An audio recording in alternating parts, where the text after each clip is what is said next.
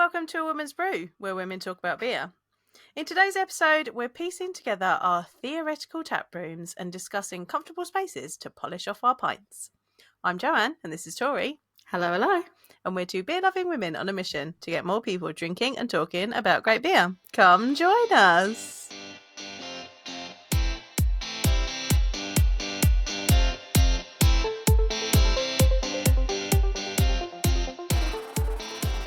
So this is an interesting concept. I feel like this is like the kind of conversation that you have with your friends over a pint in the pub. It's true. I think this, I called it build your own tap room or whatever. Yeah. This doesn't have to be, I don't know how you approach yours. We'll figure it out in a minute. But Okay.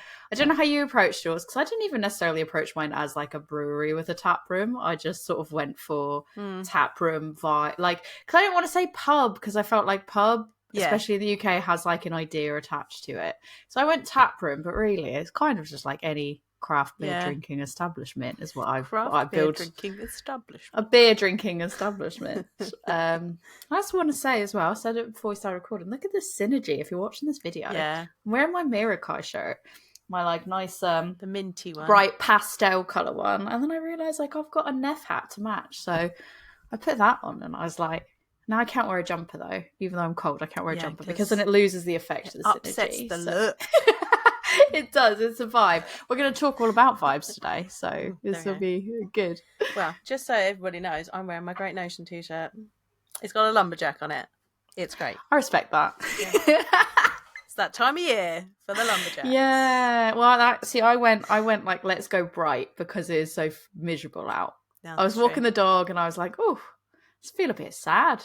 I was like, it's a bit. Death Cab for Cutie came on. I was like, oh no, ma'am, you have to hit next on this one. It was dark. I was like, oh, I love you, Death Cab, but not today. I was like, next. Not on this one.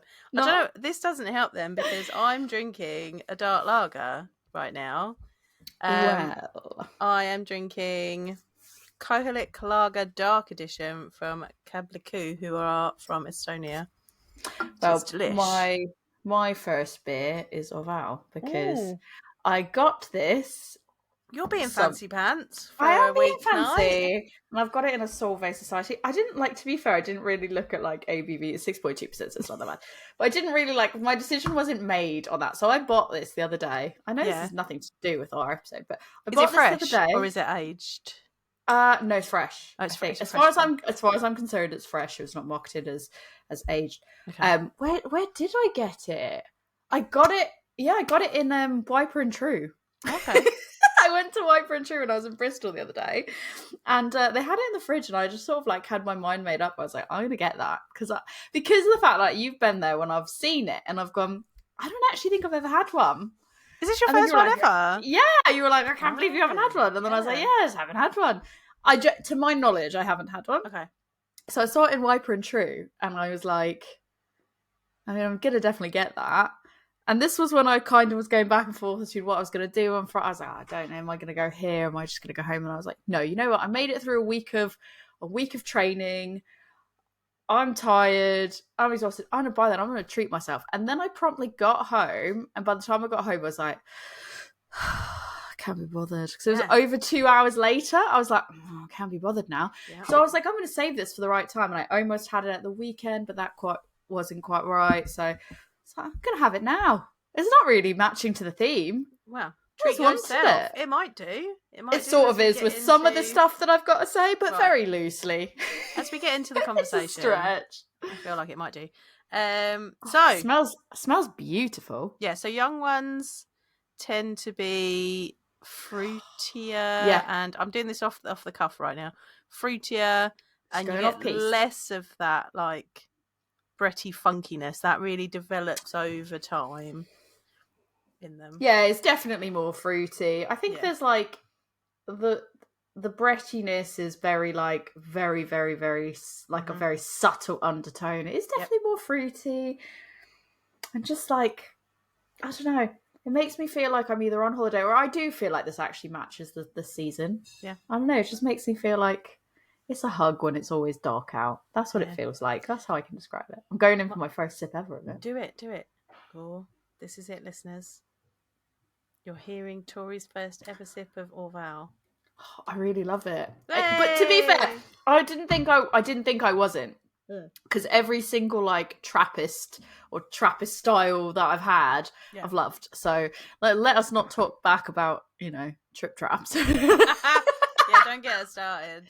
I still love trip traps. Still, I feel like that's going to come up. That should come up later on in this conversation. Maybe. We'll see. We'll see what happens. My dark lager tastes like autumn leaves, and I love it. And dark bread crust. Ooh, I like that descriptor. Dark bread crust. Dark bread crust is yum. Very nice. Pleased with it. So while we sip on our lovely beers, we're gonna do this game. Maybe you've done it yourself, listeners. Build your dream tap room. Now, I feel like... So we say game like loosely. We're like, this game. That's like, play along with us. But it's just us talking about probably if we won a lot of money and we could afford to do this. Because I don't know about you, but what I've built, I mean, I'm not holding anyone in this current state of affairs to the level of which I have built this tap room in my head. So this is what I was about to say. So you may have done this in a slightly different way. You may have done, build your dream rock band. I've done that before. Played that game before. That's fun. Oh yeah. Things like that. So this is build your dream tap room. Now, I feel like there needs to be some caveats because I know I'm going to say some things and people will be like, well, these are some factors that possibly people can't control. Right. So we have a completely empty space. Don't piss on our Cheerios. Right? Don't be like, oh, but what if... Or like, oh, but do you even understand how much that costs? Yeah, that's why it's a dream tap room and I haven't done it. We're not worrying about how much it's going to cost. We're not worrying about what space is actually available. We're not like... Because, I'm not checking... Right.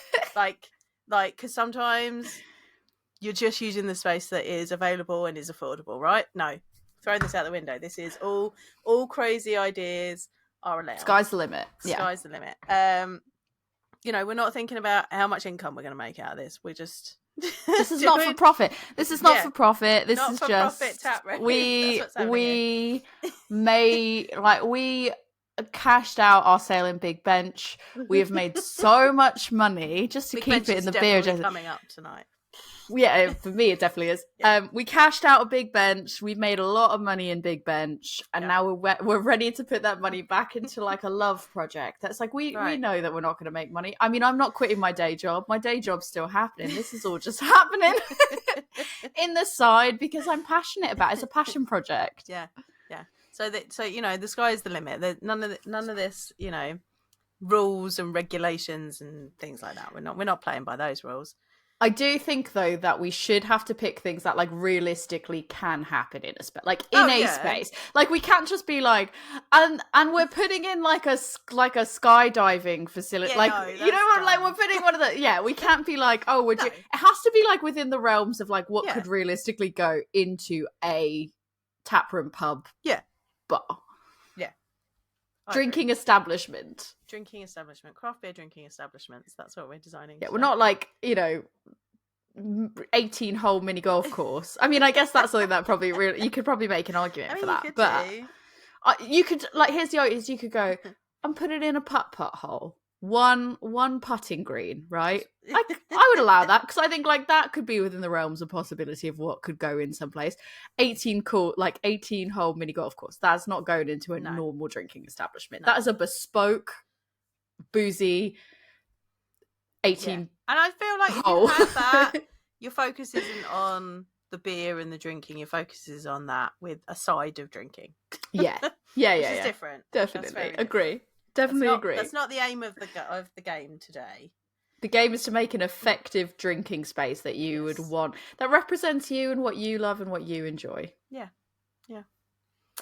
All right. How you want to start? Okay, shall we start with, let's break down sort of like the look and the feel and the ambience. And I think like maybe let's not run through like, instead of you running through everything and me running through everything, let's just kind of like mix it up. I guess, like, can I just say, like, the very first thing that I put on... What do you think the very first thing I put on my list is? That, like, I feel like if you know me, you'd probably guess it. Like, no benches. No. Because I have... The first thing I thought of. Because I have a separate section that's, like, the dislikes and what I absolutely wouldn't do. So we've got that in separate. So that is different. This is, like, what would I 100% do? It's got to be like computer game themed or like Japan themed, I reckon. Interesting. Not the first thing on my list. The Oh. first thing on my Yeah. list is just neons! Oh, Exclamation sugar! point. Why didn't I think How of did that? you? Oh, this is How like did the I miss newlywed that? game. Yeah. Like, how did you not know? How did I not know? Worst beer bestie That's ever alright. I'm that I couldn't think sleeping in about. another room tonight. Cannot have this. Yeah. Neons, number one thing for me. Yeah. Neons. I don't even care. Like any aesthetic. Give me any aesthetic. Tell me I have to work with any aesthetic. I'm putting neons in.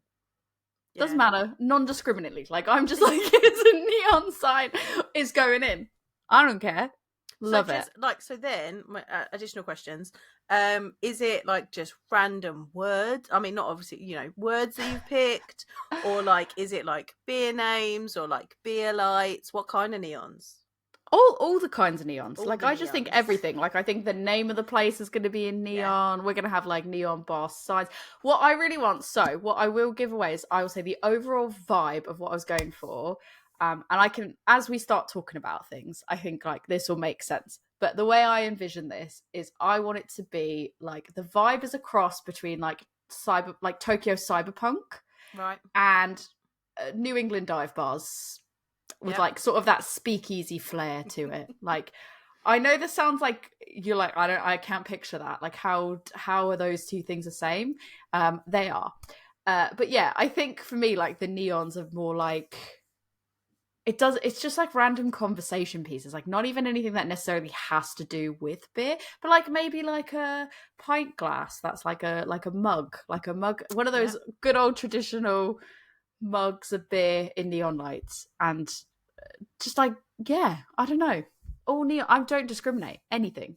Probably not random words, because I feel like random word like love, happy, like I don't know, I feel like random words not for me, but like emoji like that's not like actual emojis, but you know what I mean, like when I say like a beer glass in neons, or old bar signs, or random business signs in neon. I think that would be fun. Cool.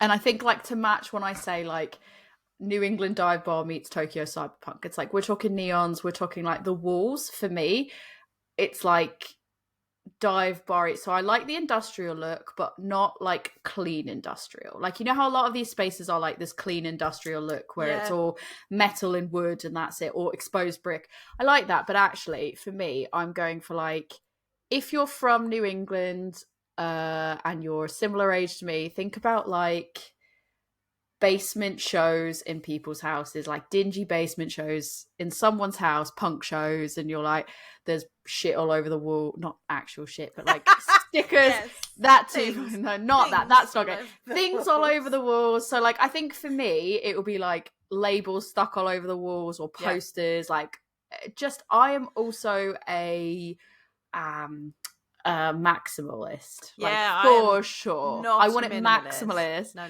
I would like it maximum vibes, like it covered the wall with like beer labels and posters and neons and all that kind of jazz. So, okay. What's your walls looking like? What are you doing? What's your first thing on your list, and what are your walls looking like? So now you said that, I've kind of, other things have blossomed in my mind, right? No, just go with what you've got, and then you can go, I actually like that idea, because I'm sure I'll do the same. So here's like, the first thing that I thought of is that I want it to be quite light. Like, I know sometimes you can get into places, like you said, like they're wood and they're metal and they're this industrial. I don't want that. No, thank you. I want it to be light. I want it to be like windows, like equating it to something like Wiper and True's Taproom, where it's very big and it's like white, and there's windows, and so it's very light, and it's like you can see all the shininess. I quite like that. But then because I'm thinking, because my original thought was like, what do I want for the people? And that's what I want for the people. But if we're designing this for me, that's different, right? I'm a moody maximalist, so I'm like, it's funny that you say that, because I was the same. I was like, I think I initially was like, well, I want there to be like lots of windows, but also I want it to be dark.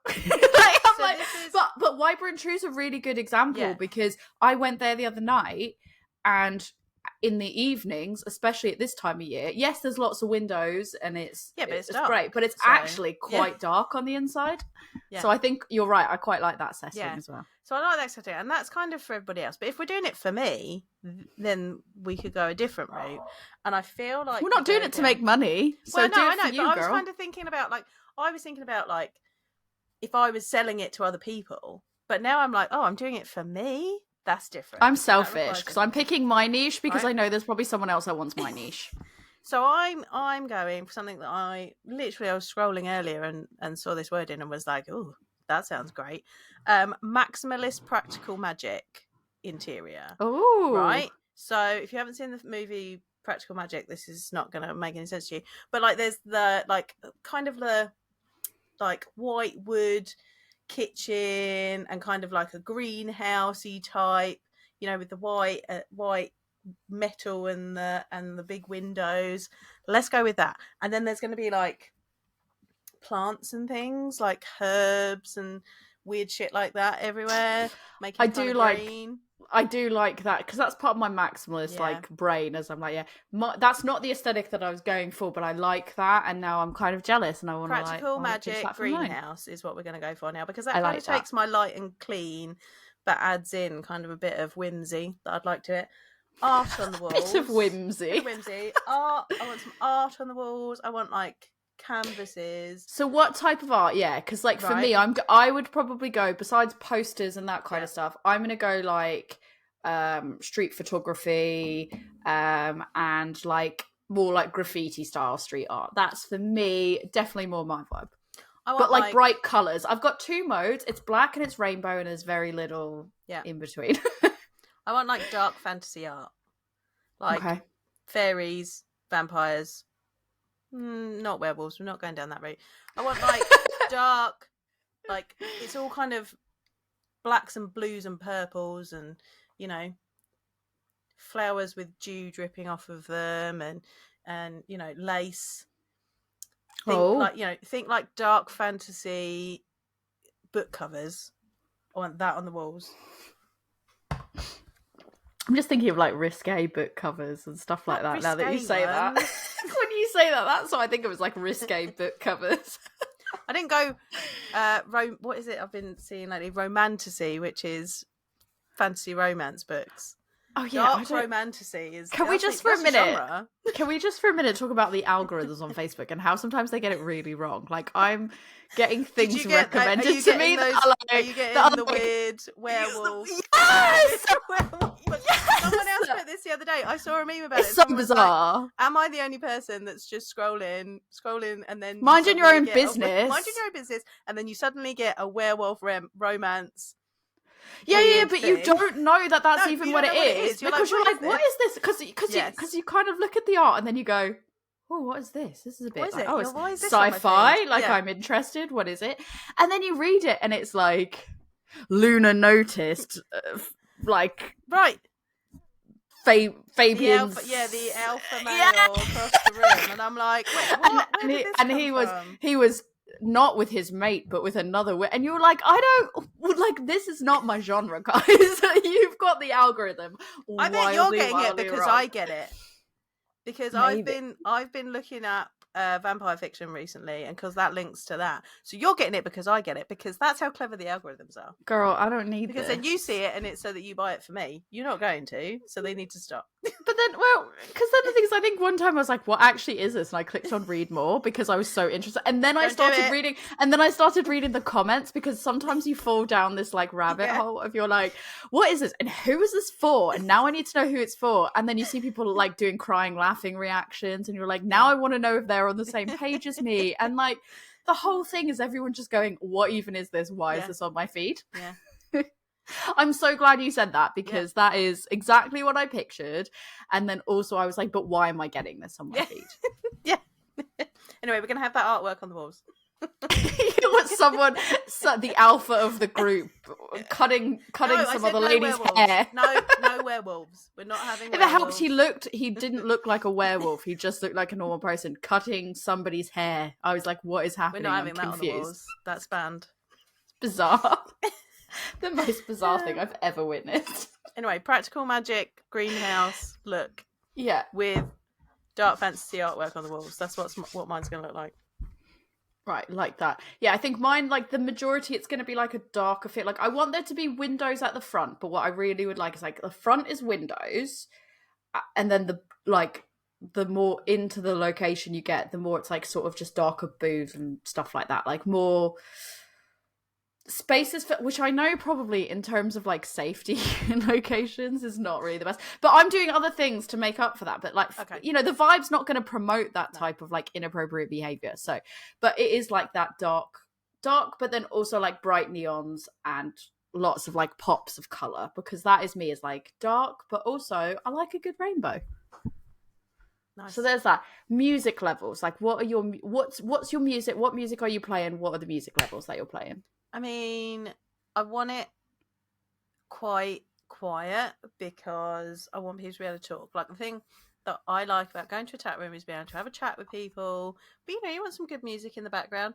I feel like it depends on the time of the day and what day it is.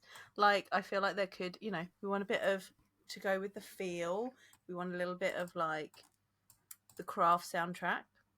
What's the Craft soundtrack? Like literally the film. Sorry, I thought you were like, I thought you were talking like the Craft beer soundtrack. I was like, what? The movie, the Craft sound, like, okay, like that kind of feel going on in the background. Maybe a bit of like pagan folk music. Okay, I get. But also at some point we're going to have a margarita happy hour, a margarita beer happy hour, because you've got to have midnight margaritas because you're in the practical magic. I genuinely thought you were about to be like, and then we have to just have Margaritaville, and I was like, no, not Margaritaville, but we are going to do that margarita song from the Practical Magic film. Just happy hour. Lime and the coconut one. Beer. Yeah, the lime and the coconut. Fair. That's fair. And, you know, a bit of like late 90s, early 2000s, like punk music and ska. Oh yeah, ska's. Yeah. I'm picking up what you're putting down. So don't worry, I've got this. Got you. I support. Yeah, I've said kind of similar in the sense of, like, I want the music to be noticeable level, but, like, not overpowering. Like, I want it to be like, if you notice that a song, like, if you're in a conversation, it's not distracting from your conversation. Mm-hmm. It's really hard to talk about, like, physical volume levels, and hopefully this makes sense to people, but it's like, if you're in a conversation, you can tune it out easily enough and it's just background noise. But, like, if there's a lull in the conversation, someone goes to get a drink and you're at the table by yourself, you can very clearly make out what song it is, and you could, like, be like, yeah, I like this, and kind of have a little bop around to it a bit, and that's great. And you can hone in and sing along to it and focus on it if you want, but it's not taking away from your conversation. Because I've been in those situations where you're sat there and someone kind of goes to the toilet and you're by yourself and you're like, oh my God, absolute banger of a tune. And you get really excited and they come back and then the two of you are sort of like super into the song.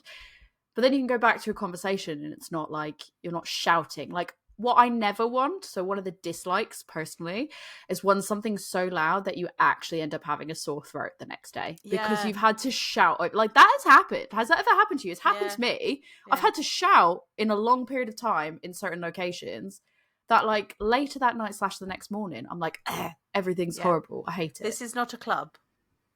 You can go here first and then you go to the club afterwards if you want loud music. And it's not to say that it's like, oh, I'm opposed to having open mic night or something like that. Maybe I let bands play. Maybe there's a gig every so often. I don't know. But that's not a regular average night. That's not the vibe. That's not the vibe I'm going for. That's not the vibe. Yeah. But yeah, I think for me, it would definitely be all manners of sort of punk, rock, indie, folk, metal, like all of that whole genre. Yeah, I mean, like, I would have themed nights and, like, maybe some of that would kind of fall in, but, like, I'm probably not going to be, and there's no shade this, I'm probably not going to start being like, oh, it's Spice Girls in the middle of a playlist. You know what I mean? That's not happening. No. But equally, I kind of put a note that what I'd like is, like, the ability to, like, that's going to be, like, the general playlist. But actually, I'd quite like a function. I think there's one place in Reading called the Purple Turtle, which is not. It's a drinking establishment. It's gone from dive bar, right, to, like, renovation student, but it makes you feel old when you go in there now. And I think they try to make it seem like it's still a dive bar. Yeah. There's definitely like a goth dungeon in the basement as well, so that's like a thing that it has. But they have on I want to go to a goth dungeon. Yeah, no, but it's really out of place because it's like this outside is like a beach tiki theme, and then you go down the stairs and it's like some, like it's like a goth dungeon, but then it's like that's not even always like the theme of what's playing down there. It's really like bizarre. But yeah, I think like they have a machine, or they had a machine the last time I went eons ago. It's like a modern day jukebox. It's not like an actual jukebox, it's on the wall, and it's like you can pick songs to play. And I think I'd probably I'd quite like something like that, because I think it's kind of, I like to let the people speak. So it's like, if someone is passionate enough about what they're listening to put on some absolute bangers of tunes, like, great, that's fine. And if someone else that's there doesn't like it, well, it's low enough that you can disregard it, or just go and play your own song, and it will all go into a queue.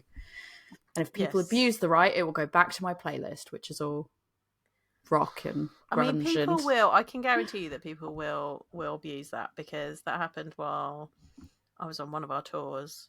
We were in a dive bar with one of those jukeboxes, and one of the guys was going up and picking different things, and then one of the other guys went in and picked a very inappropriate song.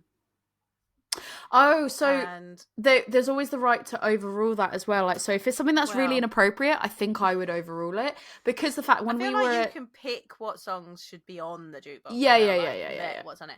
For some reason, this song was on there, and because the whole thing started because the guy was like, "I bet there's something by this artist on there," and we were like, "No, surely there isn't." And he's like, "Let's go and have a look.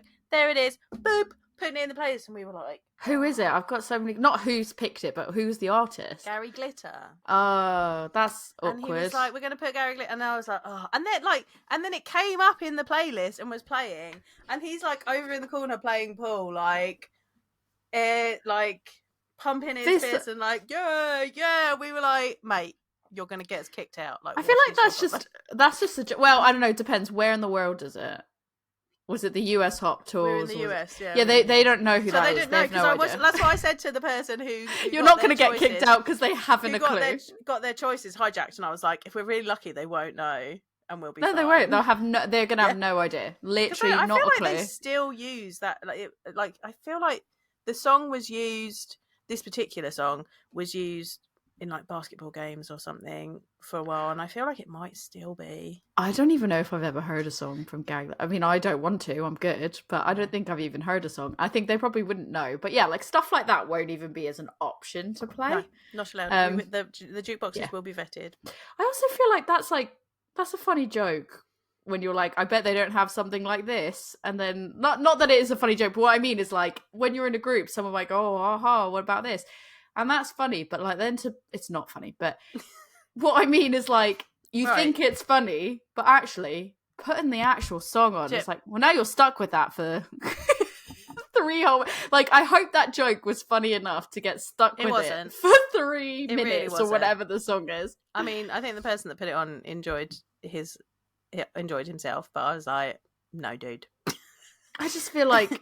You are banned from picking any songs on the jukebox ever again. That joke would be over so quick for me. I'd be like, I'm not. Like, it before it even started, it was over for the rest of us. We were like, I can understand someone. I bet they don't have something like that, and then you look it up and you go, oh. But then after that, you're like, oh god, that's a lot. Don't actually select it, and then dancing to it in the corner as well. To each their own, but that won't be allowed in my. It won't be allowed in my establishment. That's why we are building our own tap rooms. Yeah, there is definitely, and I think also what goes hand in hand with that is I will also make sure it's further to this comment and to the comment about my how I was like, the front will be quite open in windows, but sort of like towards the back it's going to be more sort of like dark and intimate or whatever. But I would like to make sure that there's an anonymous reporting mechanism in place. Like, I want to make sure that it's very clear that for me, the vibes aren't going to encourage playing something like that as a joke or whatever, and it's not going to be everyone that works there will have the appropriate, in my ideal world, everyone's going to have that training. Everyone's going to be sort of held to that standard of like, these are the things we look out for. These are the things that we are concerned about. And there will also be anonymous reporting in place. And like, obviously the code of conduct, that's all. Yep. That's all really important. That's a given. All that kind of stuff. I feel like it is a given, but I feel like I should say that anyways. Yeah. One thing that I really thought of is I want there to be space. Like, I want people to be able to move around the place easily. Because I find like, and you know, this goes back to, obviously we're making whatever, you know, we're making, this is in an empty space. Like, we're not having to work with a small space or an oddly shaped space because that's what we've got. But the one thing that I always find when I'm in places is that, you know, there's not enough room to move around, or you can't, like, you got to squeeze past people, or, you know, I'm an awkward English person. Like, you know, I just like, and sometimes I'm a bit clumsy, and I want to be able to move around without feeling like I'm going to trip over something, or I've got to ask someone in a loud room, or while they're talking to somebody else, excuse me, can I get part? You know, I don't want to do that. I just want to be able to move freely throughout the space, and I want everyone to feel comfortable to be able to move freely around the space. So that's how I'm going to set up my tap room. It's interesting you said that, because I also said, like, so for me, it's going to be definitely dog friendly. Like, I'm going to have, you know, bowls and treats accessible, at the ready. Dog friendly, family friendly. Exactly. And part of that dog friendly, in my opinion, is something that you don't really think about. I said the exact same thing as you. It's like, I need there to be space between tables. Because it's an accessibility thing. Like, if somebody does come in and then they don't have as much mobility as somebody else, they need to be able to get around. Or, you know, people come in all shapes and sizes. Why are we doing like a you know, less than 6-inch gap between tables? Like, I have been in places where it's literally like, I need my bum cheeks over the table level so I can and I'm a girl. through. I've usually got a bag, like, and then you're like with my bag cradling your bag, and it's not fun. So I said the exact same thing. I said, because of the accessibility thing, but also because of the dog friendly nature of it as well, because the closer you are, I can speak as a person that's like, my dog doesn't dislike other dogs by any means. She's very curious, but she's also very like, she doesn't really sit still. And like, she's so curious. And at least if she's in her own space and there's nothing stimulating her in the immediate, like, she will lay down and go to bed. But if we're sat 3 inches away from somebody else and they've got food or they've got something else, she is like, and I know people go, oh, that's your job as a dog owner, but it's like, some dogs, that is just how they are. And like, if you've got another person that has a dog and maybe their dog's not as friendly or whatever, maybe in their own space they're absolutely fine and they're fine with people, but maybe if they're next to other dogs, they'll just be winding each other up. Like, there is no need that everyone should have to be on top of each other. I think that there should be a space where I can sit with my dog and I know that she's not going to just be like under somebody else's feet, because then it's unenjoyable for me, because you know, again, me being selfish, it's unenjoyable for me because I'm sat there going, who is she bothering? Who is she winding up? Who is she bothering?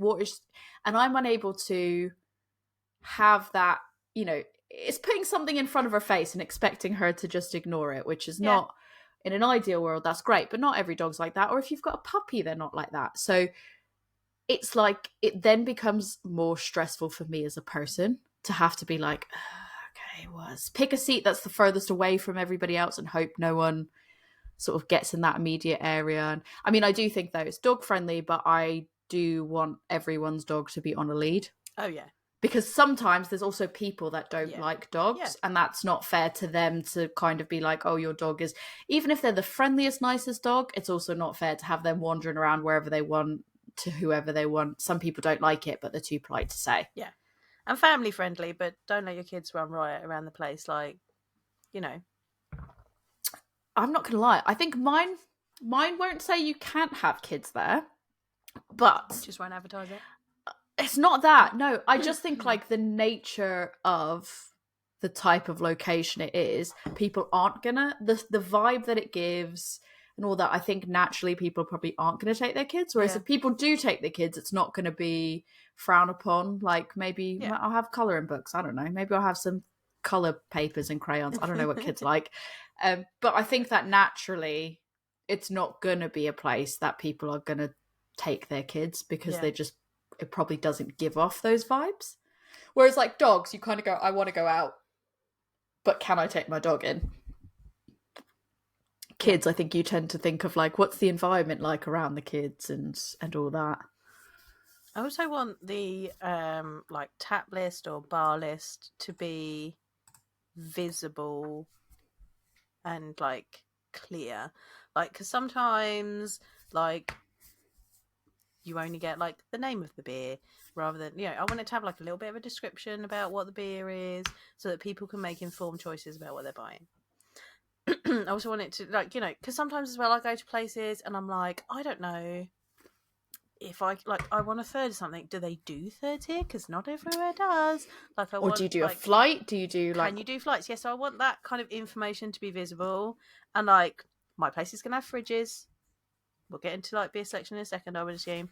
But I want, like, I've also had places where like they've got a bottle list, but like they've also got other things like in a fridge, but it's like maybe in a cold room around the back, so you can't see it. And I'm like, I want to be able to see what's available so I can make an informed choice. Like, sometimes I just want to go and have a look at what's in the fridge and pick something for the people that I'm with, like, so we can share it. But I need to be able to see it to be able to do that. So I want like the choices to be clear and readily available so that people can make informed choices about the beers that they're picking. I actually took a slightly different path with that, in the sense of I want the option to be able to order from your table if you want to. Like, so whether that's creating its own app or using Untapped or whatever it is, however you want to do that. I think, I know that you can throw something together, and for me, I want there to be an app that you can order off of. That's really clear what's in fridges, what's on tap, what's, your non-beer options are.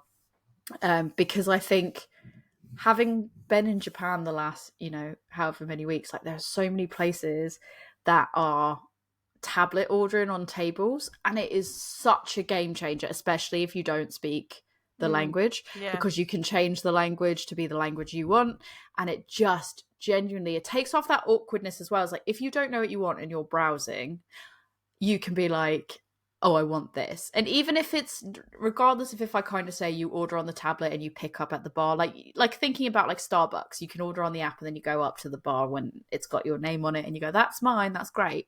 Even if it's something that's like that, where you order from wherever you want and pick it up, or you choose to go and wait, personally, that is like, some people prefer to order and have that conversation, that FaceTime with the bartender. Some people are like, I just really don't want to have a conversation like that. I just want to be able to see what I want without the pressure of holding up a queue or people staring at me. And to me, I was like, yeah, I want to implement something where people can actually order. But also, like you said, I want there to be more, I know we're going to talk sort of about beer selection and stuff in a minute, but I want there to be like more notes on what it is, that at least what's on tap, even if it's not what's in fridges. I want it to be like more detailed notes, and maybe even some like tasting notes or something on like pairing suggestions, all that kind of stuff. I would like that to be sort of somewhere that you can kind of see as well, because I don't know, I like the nerdy stuff about beer, and I want other people to discuss the nerdy stuff about beer, like what's a really good pairing and what's this really niche, where did the niche name come from, and the artwork and all that kind of stuff. Leading on from that, my staff will be trained and they will know, like, they'll know about the beers that are on. They'll be encouraged to try them so that they can recommend things to people. Like, I really enjoy having that conversation with staff that know what they've got and what options there are. And that's that nice interaction that you have when you go to a physical location to drink beer rather than having it at home. Like, you get that kind of community, chatting with somebody else who enjoys what you do feel. So that's important for my tap room as well. Yeah, so I think actually I didn't even highlight that I'd want my staff to have training on that. For me, I want my staff to have the training on, psychological safety and physical safety and like all that side of things. I think for me, I don't mind about the training. I want them to be passionate though. I want them to be passionate and not gatekeepers. So like, I would be happy if someone didn't have training, but they were like learning and they wanted, and they knew what was being served, and like, they don't have to know everything and all the right stuff, but they need to be passionate and want to engage in that. Because I've been to like places where people just, I'm not saying you have to be the chattiest and that you have to want to have all these conversations the second someone walks in a room, like, oh, hey, how, like, you can have polite conversation. But I think when you order, that can really make or break someone's experience, especially someone that doesn't know as much. Because if you seem like you're not bothered, or you are too over the top with your knowledge, it can almost come across as like gatekeeping in a way, and can be really off-putting to someone else if you're not helpful. Like, I want someone that's going to be passionate and helpful and want to talk about things in a positive way, and not just like judgmental that, oh, you don't know this, you don't know that, and have the knowledge to hand of what they're serving and be able to actually help people and engage with them in a positive way, is what I've said. Yeah, that's what I want. But I mean, I've been places where you look on the board and it's all IPAs, and I've had a friend go, I don't really like IPAs, what stouts or dark beers have you got? And they pull out a can of IPA. And we're like, how do you even, like, you're like, oh, I said I don't want IPAs. Right. Why are you giving me an IPA? Right. Why have you just pulled out another IPA? Or at least kind of go, what flavours about those other things do you like? And can I find something that's similar there? Exactly. Or transparently, I don't have any. Right. There were stouts. You just pulled out the first can they found. So, like, just that's so weird. Helpful staff who are there to support people in their choices if they need that support. Some people will know what they want straight away, and some people don't. They will leave them, and don't question if they want serving sizes. Don't question, like, oh, you want that size, or you want that. Like, if someone tells you that's the size they want and the beer they want, just let them have it. Don't feel you need to question it. Responsible serving as well. Like, I think there's a difference between being like, that's a 8.4% beer compared to that's slightly higher ABV than other beers. Just wanting to make you aware, like, it's about wording and the way it's tone. Well, sometimes it's definitely tone, but also I think if you're going to say it to one person, then you need to say it to everybody. Yeah, and I think there's also some level of like, well, if it's really clearly displayed, like, so one thing I really like when you go to Elusive's Taproom, like, they've got it all up on the screen. There's even like the artwork of the label, and it's like all the details there. It's like, if you've got it really clearly of this percent versus this percent versus this percent, like, you like to think that somebody's worked out what the ABV is for themselves. Like, and I can understand. I think the only exception really is like if somebody's very clearly a little bit more intoxicated or lacking that kind of knowledge, but then that crosses over into something completely different. Like you said, it's all about tone, and like, I don't want someone that's patronizingly like, are you sure you want that percentage? Or like, I don't. Not for me. When it comes to food, have you thought at all about food? I mean, we're definitely having food. I want like two different options. So I want there to be snacks, and I want there to be food, because, depending on when you get in there during the day or what kind of session you're having, sometimes you want a bit of both. Definitely crisps. Always salt and vinegar. Always plain. Snacking cheese. Maybe peanuts. Or nuts of some sort. Maybe pretzels. And then food. I feel like food's difficult because I'd quite like to have a different range of things. And I tried to think about the things that I've enjoyed at a Taproom. And it depends, because like a lot of places do pizza now, and I'm like, pizza's great, but it's got to be good pizza. And, and like, and there's always something that's like, you don't want to be customizing every single pizza for somebody. And like, sometimes when you're making pizza yourself at home, you can kind of be like, I want this on it and this on it and this on it. But like, you don't want to be running a business where everybody's like, can I have this but without that, and can you add that to it? Right. So I'm feeling like pizza's not the way to go. So everyone does pizza, and everyone does pizza. Not to dissuade you, because it's your tap room, but everyone does pizza. I want chicken tendies. Like, chicken tendies, you can have them plain, you can have them with a sauce. Hell yeah, chicken tendies. Like, you can have them with different sauces.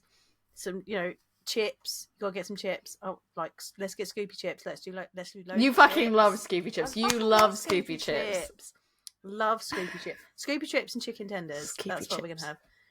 And then there's, obviously you can change the different sauces, and we'll do loaded chips as well. That's what we're gonna have. You can put the tendies on the Scoopy chips. You can put the tendies on the Scoopy chips. You can.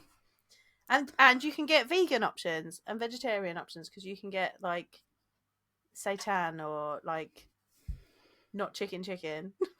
Not chicken. Yeah, I think I came up with so I think snacks, yeah, but I think one thing that I don't like, or we talk about things that we don't like, which is, it can't be helped in some spaces, it is what it is. And I wouldn't even say I actively dislike it as much as like, oh, I wish more places did something different. It's like when it is only just snacks. And like sometimes I'm like, oh, I just really want proper food. And I understand why that's not possible and all that.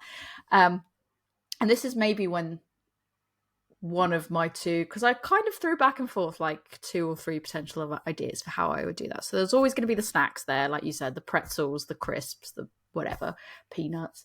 Snack and cheese. Snack and cheese if you want it. That's a deal breaker at my place. It's got to be snack and cheese. Whatever you want, you got it. I think I would. One part of me initially said, oh, I'd really quite like a rotating set of appetizers that rotate like seasonally with what is like really good for that particular season. Like just bite-sized snacking things. So I want a charcuterie to be available, like, because that I feel like that's easy. That's cheese like board. Easy and quick and like not too difficult to put together. So yeah, cheese board, meats, cheeses, like all that. That bread. That's one option. Is that. But then also like 2 to 3 different bite-sized snacks that change over every year. And then, yeah, definitely from what I learned in Korea, Korean fried chicken, it literally, they have there's so many of the establishments are chicken and beer because they're like, oh, it pairs together so well. So I think probably, like you said, maybe tendies, like some tendies that you can change the sauces up. That will be like, the tendies will be a staple that are always there, and the sauces, you can change the sauces up. The charcuterie will be a staple that's always there. And then those 2 to 3 different bite-sized, like maybe sometimes it will be like American potato skins, or maybe like it's, this event's happening, this is what we're doing, or this season's happening, let's lean into what's in season and do something with that. But stuff that's relatively easy, so you don't need a whole chef, because like I don't want a whole kitchen. I want it to be like bar food. Like I want it to be like bar snack food, what in the US you'd call like bar food, which would be like appetizers really more than anything else, quick small tapas style sharing bits.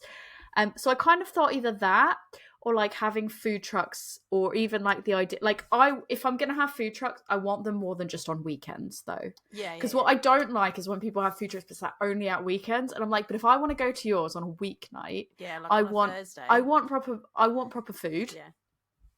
That's why I'm going there. Like I want to be able to I can justify making more of a trip out of it if I know I'm going to get food out of it as well.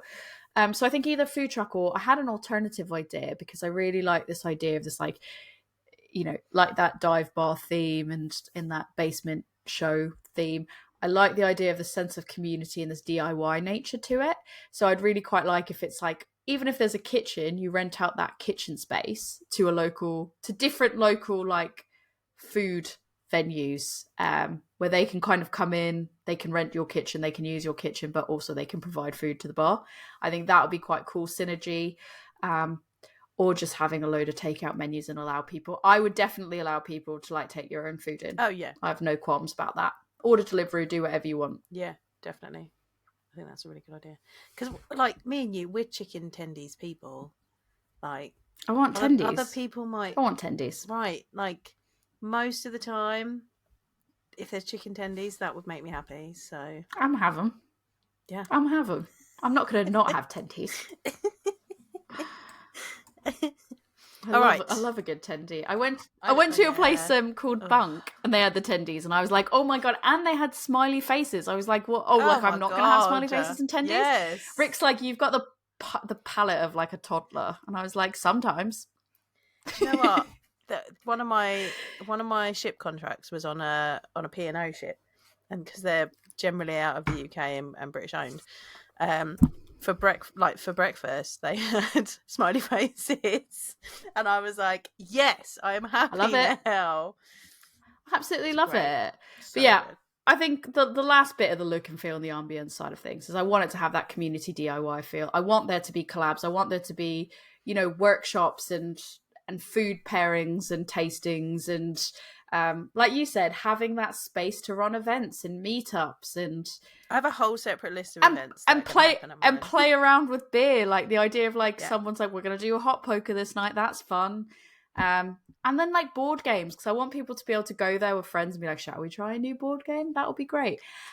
And I think the most controversial topic of all, before we move on to the beer selection side of things, the seating. Are you team big bench? Hang on, wait. Can we go back to events? Because I didn't get to say what. Because I have a list. Sorry, I thought because you had a list, I thought we were going to save that for a separate. We can section. save it for separate if you want to. We can save events for a separate section if you want to do that. Because let's save events. If you've got a whole thing, I've got a save whole events. List. So like, there will be a community. There will be space for community events, and I will have regular events that I have a list of. Chairs with backs is what I want. Yes, anything with backs. I almost said that for me, I'd thrift. Like I'm even happy to thrift sofas benches. and I like chairs with backs and a cushion seat. Like not just bloody plastic chairs, because if you're going to be sat there all day, it's not comfortable. I do not want benches. Like I understand why so many beer places have benches, because they take up less space. You can get more people on them. Blah blah blah. But I don't like a bench. It's got no back. I've fallen over on a bench before, not even when drinking. Like, I was drinking, but I wasn't even drunk. Like, I had one beer and I fell over on a bench. I am clumsy. If I have to get into the middle and I've got to climb over it, no thank you, ma'am. But all it takes is like a slightly weak leg to it, and then someone on the other end stands up in the wrong way, and that's it, you're done. You're pinged off the other end. It's just like, if you get in to a bench and then, you need to go to the bathroom or you need to go to the bar, you got to get everybody to move. Again, British person, don't want to have to do that. I guess I'll pee myself. I just don't want benches, man. I don't want benches. I want chairs. How is this in this scenario, which is like my nightmare? It's the worst of the scenarios. It's like when you sit down to a bench that somebody is already sat at and they have it adjusted to them and their space from the table, and then you want to sit down, but like sometimes it's not even the same. It goes diagonal. So it's either one's really close, like one side's either really close or one side's really far away. So you either can't get in or you can't get to the table. Yep. Horrific. Absolutely horrific. I've put that for me, I mean, and I also want the space to be warm, because I feel like a lot of these breweries are in, or a lot of the tap rooms or beer spaces, they're in spaces that are not the best insulation, and it's effing freezing. So for me, I want it a warmer temperature, because I want people to be able to come in and take their coat off and be comfortable. Yes.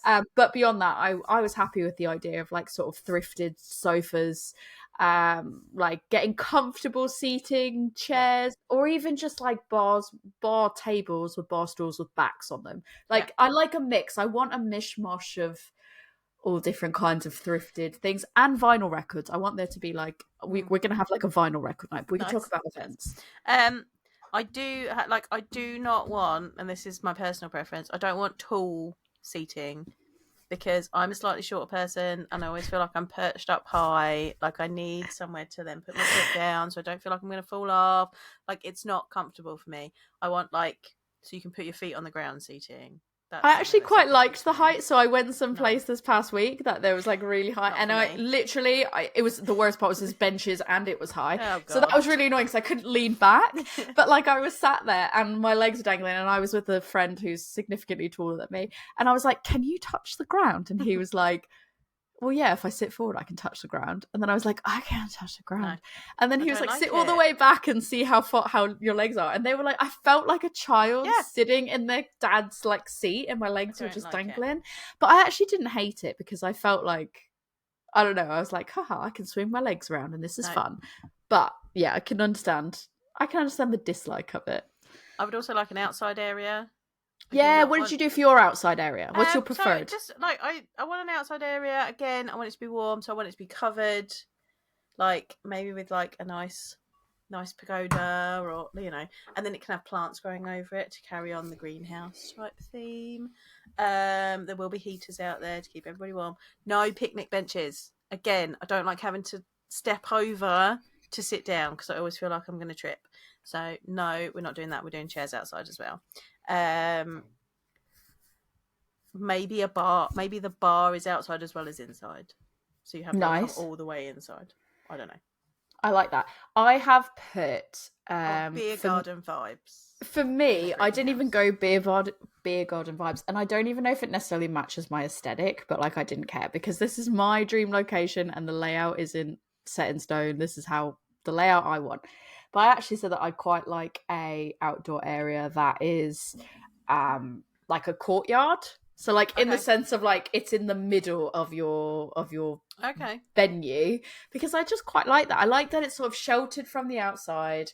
I mean, yeah, maybe you miss doing some people watching that way, but I quite like the idea if it's like you go into this building, you see the front of it with the windows, and then you go in and it's almost like this square where like the middle part is sort of a courtyard in the outside area in the middle, and like you don't even know it's there, because I find like I really love when you go into buildings and the layout is different than it actually looks from the outside.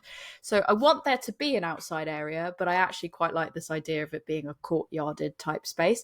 And similar to what you said, what I really liked in one of the places I went to in Greece was they had windows that actually bifolded open. So like there was a counter area, and you could, if the window was shut, you had a bar, you kind of were sat at a bar. But if the window was bifolded open, that table space, because it also had like an outdoor ledge bar type thing. Yeah. So you could sit, 2 people could sit outside and 2 people could sit inside, and you'd be like at this bar area. So I'd quite like something like that, so that you could make use of outdoor space. Yeah. I was just thinking about it, and we went to a pub in Cambridge. And I can't remember what it was called, but it had the outdoor area was like, it was patioed, but it was kind of on like a couple of different levels. It was picnic benches. We're not having picnic benches at mine, but I quite like it when it's at different levels. Happening. And then it had kind of like hedges around it, so it kind of blocked out the noise from other areas, but was still like nice and outdoorsy. Like that was fun. Something like that maybe. I like that. Here's a big question. I didn't actually think about this, but just in talking about the indoor-outdoor space, would you allow smoking? I feel like outside you could. Like, I think I suppose, yeah, you'd in the courtyard area because it's outside. Like, if it depends. If I've got actual cover over the top, then probably not. They might have to go out the front. I think for me, it depends on the courtyard space. Like, if it's big enough where I can offer a section for smoking and that it's away from everyone else, then I would go, yeah, that's fine. If not, then I'd be like, you've got to do it out front, not in the courtyard area. Yeah, agree. Yeah, not a smoker, so don't think about that. Yeah, well, I've got friends that do, so I'm a bit like I've got to think about that, or even vaping, like stuff like that. And then you just think like, it's really hard, isn't it? Because you don't want to impact everyone that doesn't want that and is really sensitive to that, and you don't want that to sort of like be where they don't have an option to sort of get away from it. But equally, some people also just smoke socially as well, so it's sort of a bit like, what do you do about that? I think the space has to be big enough to allow that people can be quite separate. If not, you just have to be like out front. Nothing you can do. Yeah. Too bad. So sad. I'm going to pour... I finished my Orval. Yeah, I'm going to pour another beer. Do a second beer. And then we'll talk about the beer selections. I'm going to have this one that you brought for me. Histoire d'une soir. So my second one, I haven't got it out of the fridge yet, but my second one is going to be our modern mild that we brewed with Mirakai. I almost decided to have that, and then I was like...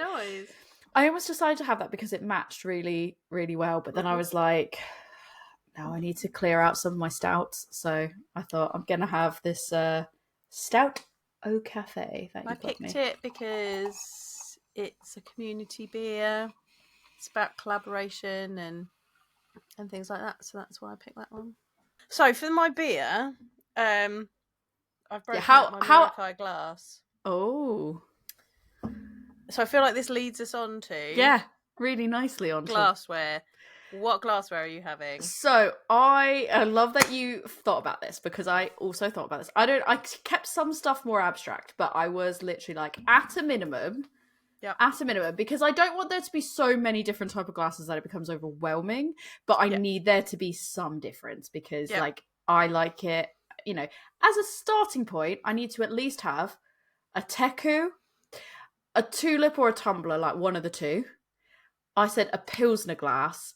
And then I said, and also probably like just I guess a normal pint glass if I've got to have a normal pint glass. But that's what I put in at a minimum, because I didn't want too many glass types that it became overwhelming, and that it almost became stressful for staff, because then they're like, what if I don't pick the right glass? And it's but so a Teku's non-negotiable. Yeah, Teku's non-negotiable. Teku is non-negotiable. You know that one that I had the other night that was like the tumbler, but that was almost like a flying saucery type. Maybe like that. That as like a stemless one, because it feels like a little bit fancy. I feel like I also want them to be quite like I've got the Mirakai pint glass here. It's chunky. I like that. Right? Resilient.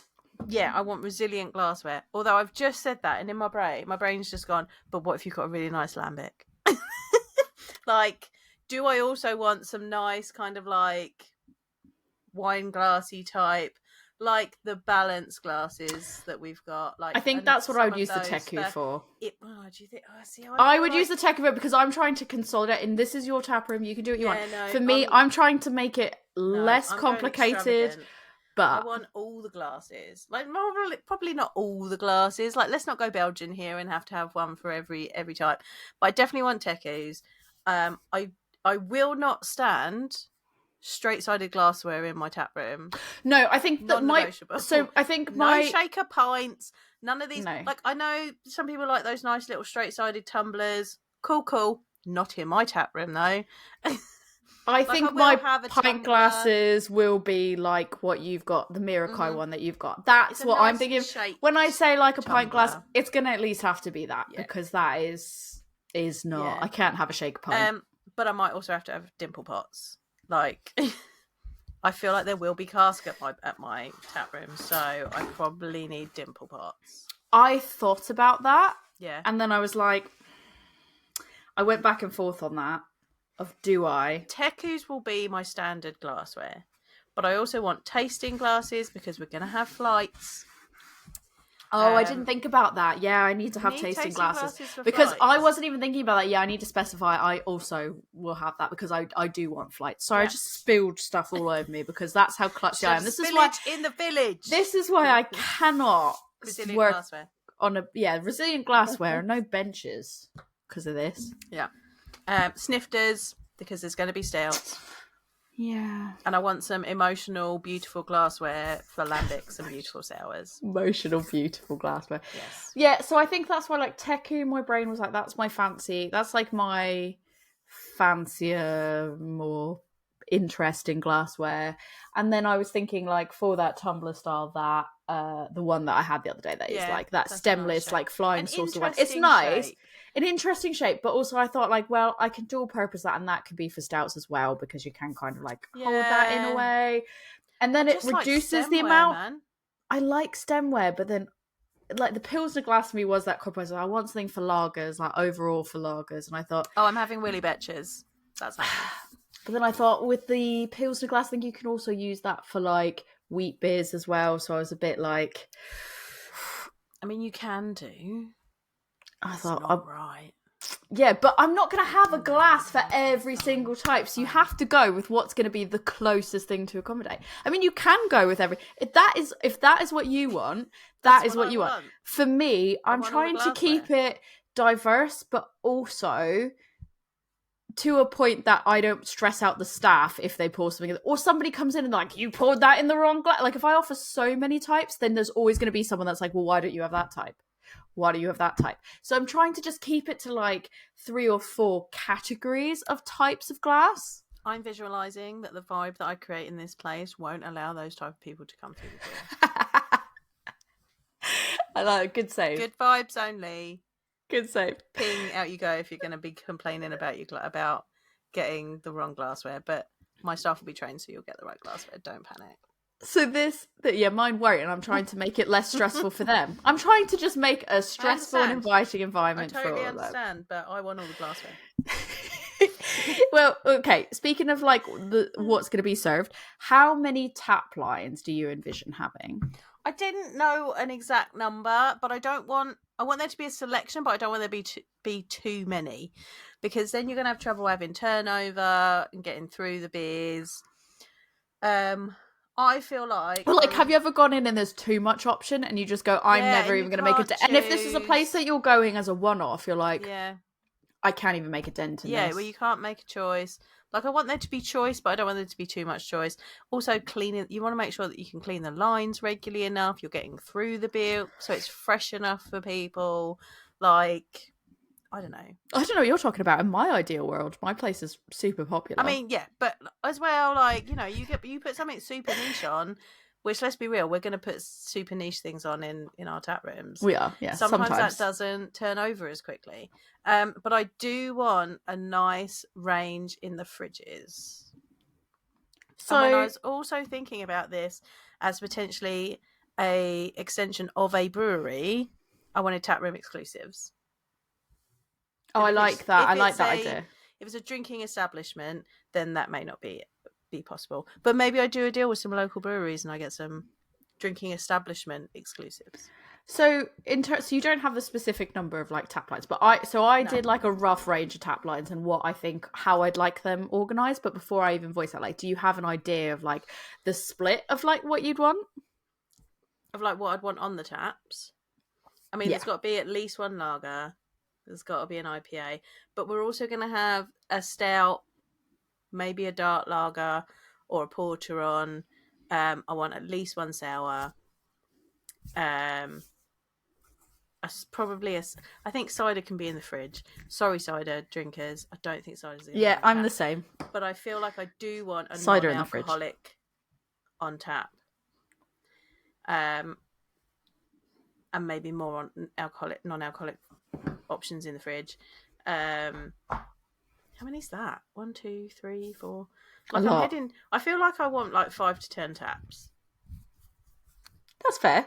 Yeah, that's not far off from what I actually said. I said 6 minimum, 8 maximum. I'd like because I felt like let's chuck it, like, we're doing what we want, so we can have a silly beer on there. Like, what if I say I want a permanent Duchess line?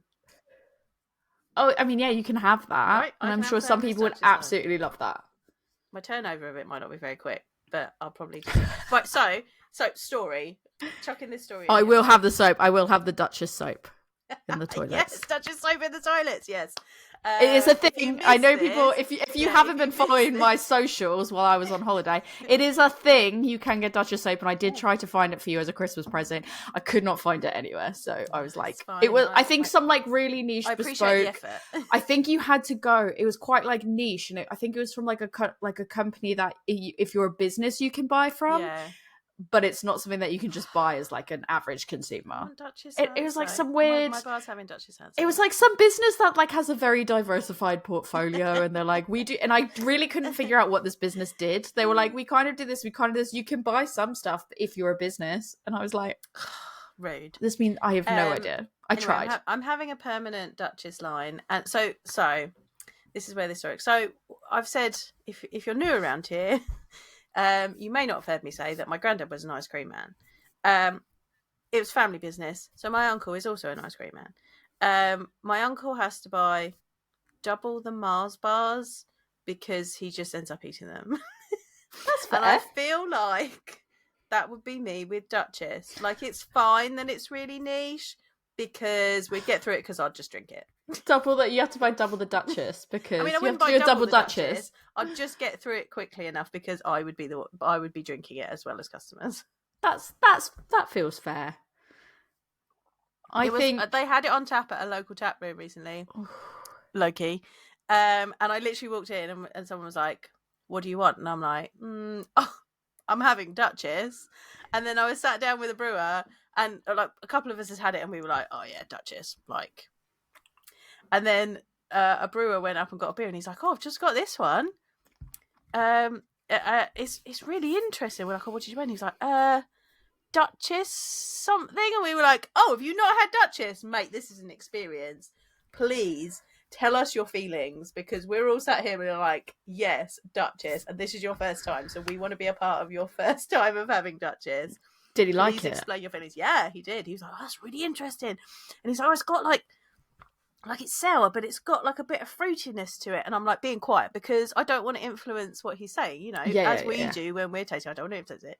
But we got far enough along, and he was like, oh, I don't know. I'm like balsamic vinegar. And he was like, yes! And I was like, yeah.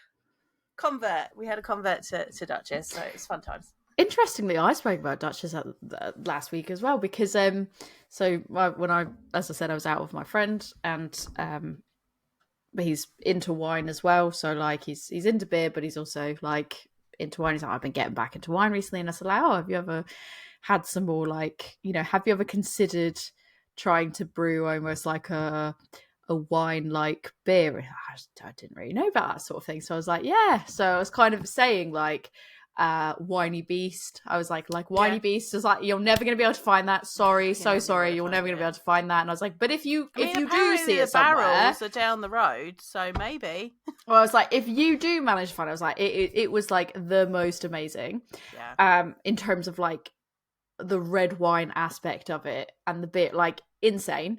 I said, it's like, I can't even describe it because of that. And I said, but like, if you're looking for things that have more of that like vinous sort of like feel or similar kind of feeling to wine, I said like, oh, like Duchess is one that I feel like, oh, try that, because that has some of those like similar tannin like flavors and the funkiness that you get from that, depending on the type of wine you're wanting to have. And like, obviously it's not sort of like the exact same, but I said there were sort of those similar type of themes between them that I was like, I actually think that you'd probably quite enjoy something like that. I did say about the balsamic, I was like, that element of flavor, and he was just like, I don't even think I've had that. I don't even think I've heard of that and stuff. I was like, try it.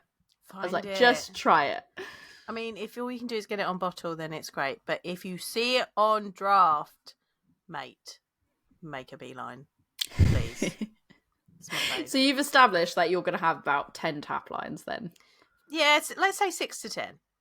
One will be permanent Duchess. One will be permanent. One will be permanent Duchess.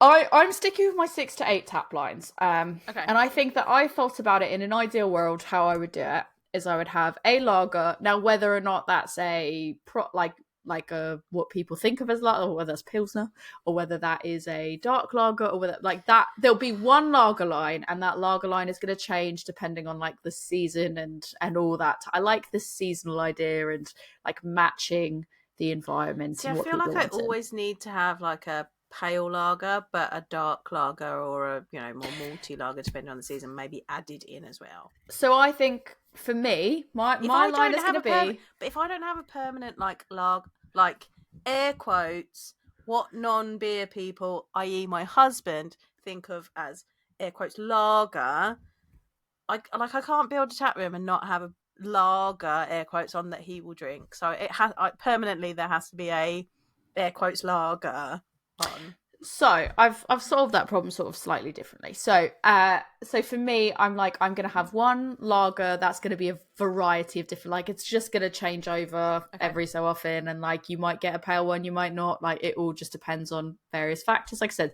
seasons, events, like that kind of stuff. That's going to dictate what's on with that. I'm dedicating 2 lines, so we're at 3 lines now, 2 lines to pale / IPA. So I'm thinking I'm kind of going with either like East Coast as one, West Coast as another type situation, or like I don't feel that's fair because sometimes like where does that leave everything else? So I'm kind of thinking of one more on the fruity side, one more on the bitter side. So that's what I'm kind of thinking for that, just to give some 2 variation. And it doesn't always have to be like IPA and IPA or pale and pale. It's just like 2 slightly contrasting flavors to get both of those audiences. I'm definitely having one line that's dedicated solely to sour, funky, wild stuff. And that will swap up. The 5th line will be a stout, because I'm like, there needs a stout / porter, like one of the 2. That dark goodness is going to be on one line. And then we're going to have the 6th one is going to be a seasonal, which will change. Like, so in autumn, that's for me, that's definitely the dedicated pumpkin spice line. Yes. It is like that Yes. is just how it is. And guess what? Like, because I've got all this money that I'm doing this with, you know how you're talking about Taproom exclusive. If no one's making it, I'm just going to be like, "Hey, brewery, can you just make me a pumpkin spice? I will pay Yes. for it, Collabs with exclusive to the local brewery." breweries. Yeah, Make me this beer. Thank you, please. I will buy all of it. exactly. And then I've left the other two tap lines as just kind of being like, whatever the flavor of the month is, whatever I feel like doing that month. I actually didn't do an alcohol-free one because Ooh. my thought is I'm going to have two fridges. I don't want too many fridges because I don't want too many options and I don't want to get stuck with so much stock. I That's want it to be true. kind of like two fridges, and I think this is going to sound really harsh, but I want the majority of it to be, and this might be why people wouldn't come to my brew, but I want it to majority be more UK, Okay. and even maybe Europe, but I want it to be the majority is UK focused breweries, and maybe like 10 to 20% is some of that like hotness that's hard to get, or really like Orval or places See, in the US or I want all the things. I want Belgian beers. I want wild beers. I want like interesting beers from local. Like I want to do stuff with local breweries and have their stuff available there. Like I want all the things I think because the Belgian stuff that's for me me. is that 20%. Like for me, Okay. that is because I'd rather have a Belgian style brewed by like a UK brewery, and that's not. And the reason I say that is because I don't say it because I don't think these other places are great or anything like that. Cost, because I want to keep it at a cost that's reasonable for people to be able to buy, and I feel like the further away you get it from, the more expensive naturally it is. So I want to have that like 10-20% that is the more expensive, more rare to come across options, and some of those things that are favorites from outside the country. But when I was in Japan and I would go in places, it would be like, this place is craft beer, and I'd be so excited to get there and try something I hadn't had before or whatever. And then I'd get there and I'd be like, oh, it's Budvar, and it's Yeah. like UK Brit, it's the Northern Monk, it's this, and I'm like, oh, I can, and I guess the argument is you can have UK breweries from a lot of places in the UK, but like there's nothing worse than when someone comes to visit you and you're like, oh, all of this is just, I would rather focus like some percentage on smaller breweries that maybe aren't getting like the love and attention that they Yeah. deserve, or doing really interesting things, or I'd like to have beers that people should try, like as part of their tasting journey. So I'm currently doing a blog series on. It's called Try All the Beers, and I'm looking at, how you get those books that are like 1,001 beers to try before you die. But yeah. when you go through them, like it's almost things that are almost so difficult to get hold of that you're never going to find them. Yeah. Or we're at a point now where they don't brew them anymore or something like that. So I have a selection of these books and I've picked out about 180 that I'm going to try and get my hands on. I like that. And It's I'm fun. going to do blog posts where I talk about the beer, talk about the brewery, and then like give you some interesting background on it, give you tasting notes, and then say whether you should try it as part of your tasting journey. I don't want to be like, I've never been one of these people that's like, oh my god, this is a beer you must try, because everybody's tastes are different. And but I do want to be like, you should try this if, and should you try this as part of your tasting journey for XYZ reasons. So I'm doing that blog post, and I'd like my tasting establishment, my beer establishment, to have beers on like that. So like, and they'll change, but like someone can walk in and be like, oh, that's that beer that I really want to try because it's like an excellent example of, an ESB, or an excellent example of a rice lager. Like I want people to be able to have that kind of educational experience and build their tasting skills while being at my place, because I'm a beer educator and that's what I like doing. That makes total sense. I think for me, I'm sticking with things that are more like, I don't really know the best way to explain it, but like I'm gonna have some of that, but I think Yeah. like the majority of what's gonna be, like I said, I'm limiting it to two fridges, and the majority is gonna be stuff that is more like, I have personally sort of gone, that brewery is really interesting. What's the most interesting stuff they've done? Oh, Holy Goat and their you know, where they just used the yeast and that was kind of like all they used, and that was like incredibly interesting. And then that like 20% is going to be that more like imported, rare, want to have. And then I think there's probably be like 1 or 2 or 3 every so often of like bigger sharing bottles, because I also think that's really important of like when people want to have the sharing bottles, like that would be fun for that community sharing, you know, sharing something with a stranger who's no longer a stranger because you're now friends with them. Absolutely. And I think I will also have like really good coffee. Like I want like UK roastery coffee. Like I want there to be like really good coffee options. And then non-alcoholic options, like I'm like, for me, I'm not going to have it on tap because I feel like it's not going to be as big of a seller comparatively. It might be, but it might not be. And so like I don't want to dedicate a whole line to that. I'd rather just have rotating cans of that in the fridge of all different types. But I want a variety. I don't want it to just be non-alcoholic or alcohol, low alcohol lager or something, or pale. I want there to be all different kind of variety of what you can have in different breweries and all that. So, and I do think I'll also have like a house red, a house white, and a house prosecco, because I think you'll always have some people that are like wine people. And I some wine. I think have some spirits. Yeah. Same. I put craft spirit, and I put having some key signature cocktails that I'll shuffle around like every season. Like seasonally, it will be beer cocktails and cocktails, like a handful of them. That you can order with those crafted cocktails, because some people just don't want beer, and that's okay. I might have some mead as well. Oh yeah, that is good.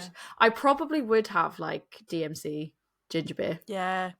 Like I would offer something like that as well, because that is let's just have all the things. Variety. All the things. I want variety. I want it to be mainly beer, but then I want there to be some other ginger beer, mead. Yeah. Alcohol free, wine. And then part of me goes, well, maybe I would have like some bottles of Corona or something as well, just like because I'm like, because controversial. Well, because part of me because you're there going, oh, I want a light lager, because there's going to be people that's all they want, and I'm like, or like San Miguel or something like that. Part of me is like, I can't go as far as Carling and Foster's, but am I willing to meet someone in the middle? And kind of go, at least have Moretti on. Yeah, okay, fine. Something that's what I mean. Is like I'm not picking. I just mean something like that. Yeah. In a bottle. PBR. That I'm like, PBR. Okay, yeah, PBR. If you had even seen some of these photos from my youth, yeah, PBR. That's it. Decided.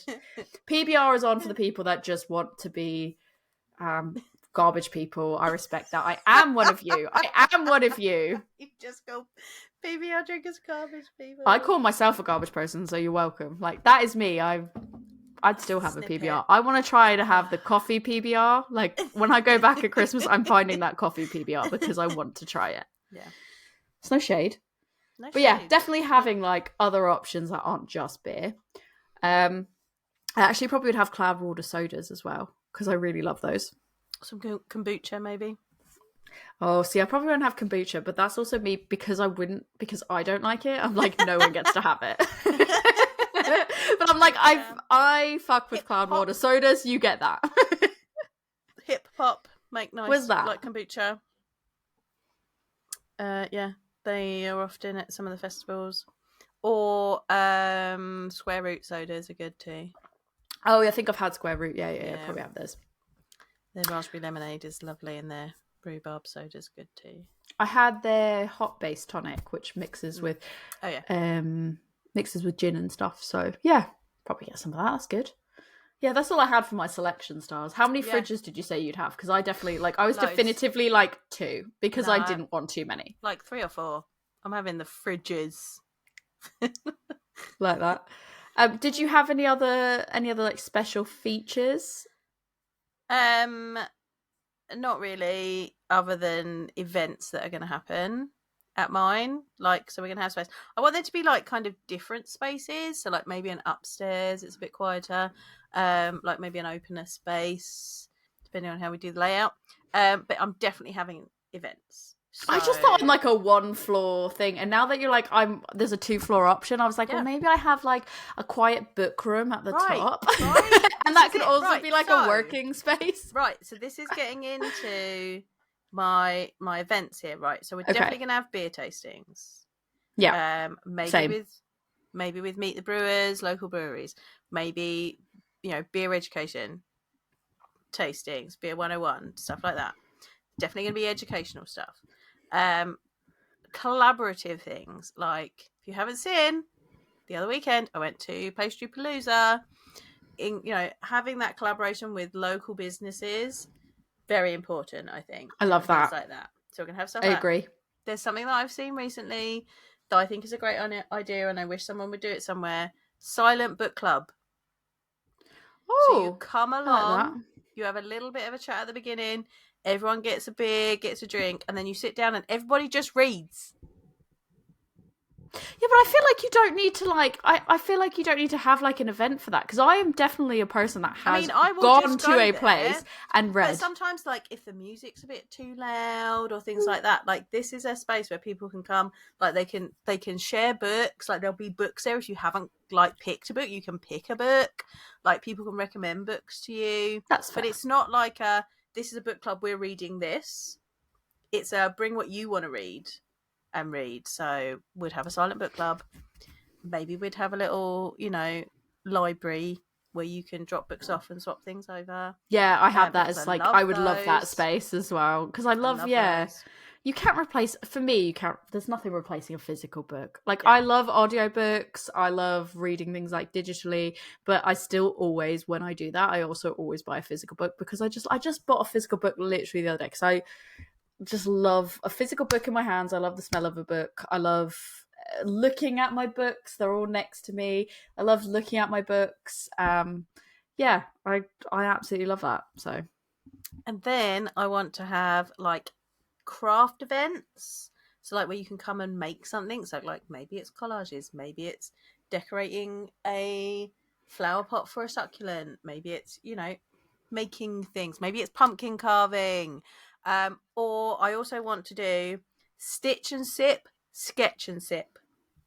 So you come along with your embroidery or your knitting or your crochet, and you get a beer and you sit around and you do a bit of that, or you do some drawing because it's sketch and sip. Or if you've never done it before, we'll have someone there that can like help you get started with a beer. I had similar, because I think like a hobby place does it. They do the paint, drink and paint. I've done one of those. It's really great, the drink and paints. For me, I thought less like about the open, you just show up and you can do a thing, and more about like the organized, someone's coming and leading this artistic session. I'm definitely like big about that. And they do like a hobby place that also does like the Lego, like the drinking Lego night, and like I think that's great. So like for me, I'm very like, I want creative stuff. What I would also really love, which is partly inspired by stuff that I've brought back from Japan and seen in Japan and have seen here, and partly like I just listened to your episode that you did about the beer tarot, that I wasn't here for. But I would love to like kind of put some type of like newsletter, like some type of like zine together. Like I think that would be like really great as like doing a publication there, and like maybe people can come and contribute if they want to like be a part of it and learn how to do that. I definitely want to have like vinyl night. So what Siren has done in the past, like this was, I think when I noticed it might have been pre-COVID even, they had like a vinyl night where you could come and bring your own vinyl records, and you could be like, everyone gets to put on one record, and you could be like, this is the one record I want.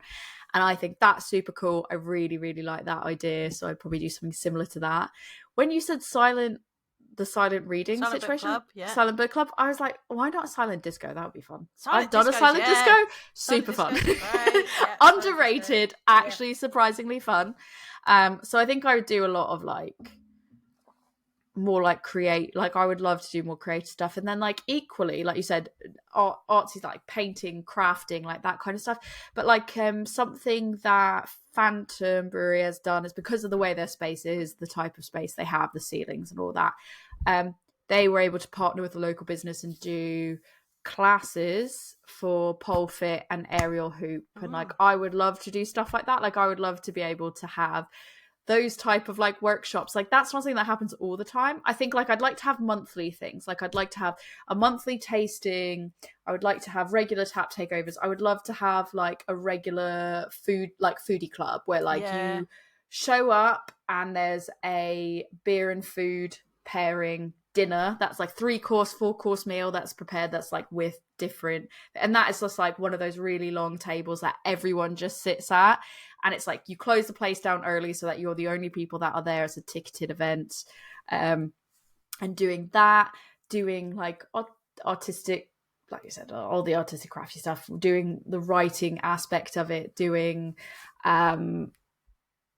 I don't know, learning how to classes. do exactly, like all like I would like my space to also have like this community center aspect to it, where there's like a space that people can, I want people to feel like it's a meeting space for them. I want it to be, when I say like dive bar, I think it's also a bit like thinking like New York coffee shop, where it has that like sort of coffee shop, like community coffee shop vibe, where like people are coming in and they're like, we're going to meet up at this place. Like a vision of like beatniks clicking in the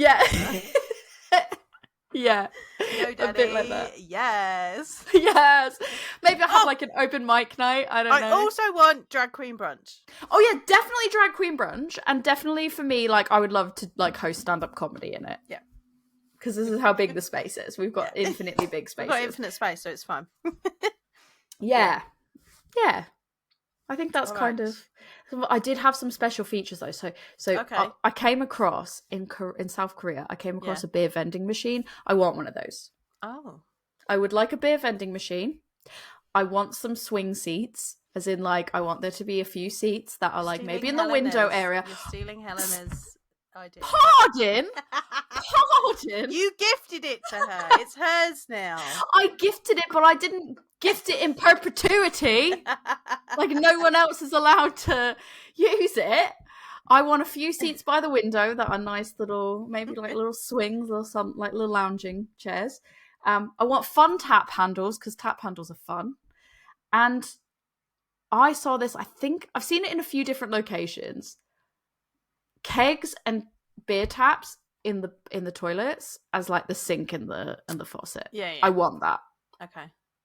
I love that. About the bathrooms. I want like, so I went to a pub the other night and it was so frustrating. 2 toilets, but it was, so going in was as wide as the door, and then there was a baby changing station, which there should be, and there should be in both sets of toilets. Also, I'm going gender neutral toilets. I'm going gender neutral toilets, and there's going to be sanitary products. There's going to be all kinds of things in both in all the toilets. Like, so that's fine. Totally didn't think about this, but this is what I want. But this really awkward toilet. So there's a baby changing station, and then you've only got a tiny bit to kind of walk over, and then there's a sink, and the 2 toilets are like kind of at 90-degree angles to each other. So there was a mum trying to change her baby. There was 2 people in the toilet, someone waiting to go in the toilets, and then you're kind of got your back to the door because there's nowhere to go. Like, why do they do this in women's toilets? Why do they make them so small? I think I want individual good sized toilets so that everyone has space and feels comfortable and can do what they need to do without feeling like you're in the way all the time. I'm going to go with individual sort of like toilet, maybe like one sink area, but like individual cubicles. So individual whole like rooms. Hamilton. Did you go to the toilets in Hamilton? Yes. Because they have a range of cubicles and then sinks. And so you like there's everyone just goes into the same area, there are cubicles and sinks. Like that sort of thing. That's what I want. But there's no like there's no kind of bottleneck where you're getting stuck and no. One toilet's moving quicker than that. I want it to be individual and then like toilets with a shared sink space. I was stood there and I'm in the way of this woman who's trying to change her baby, and like it was we're not ideal. Not ideal. Not ideal. Yeah. So we're gonna have this shared sink space, which is used of like the sink. The basin part is like a keg, and the handle of it is a tap handle, because I think that's super cool. But then it's gonna be all like gender neutral toilets, and there's gonna be products for all different feminine hygiene, but whatever, across all the toilets, because I just think that's important. So yeah. Same. And I think what the last key thing about my place, because I think we're kind of bordering now onto what places we like and don't like. The last thing about my place is that I am going to have a screen or a projector or something, because I would really like to do some like really interesting things with tech. Like sometimes it might be like, oh, we're having a tap takeover and we want to vote on what our favorite beer is. Like I want to get digital aspect involved in that, of like, vote for your favorite here and it will come up visually on a screen, or interactive quizzes that people can sort of take part in, that's on a screen.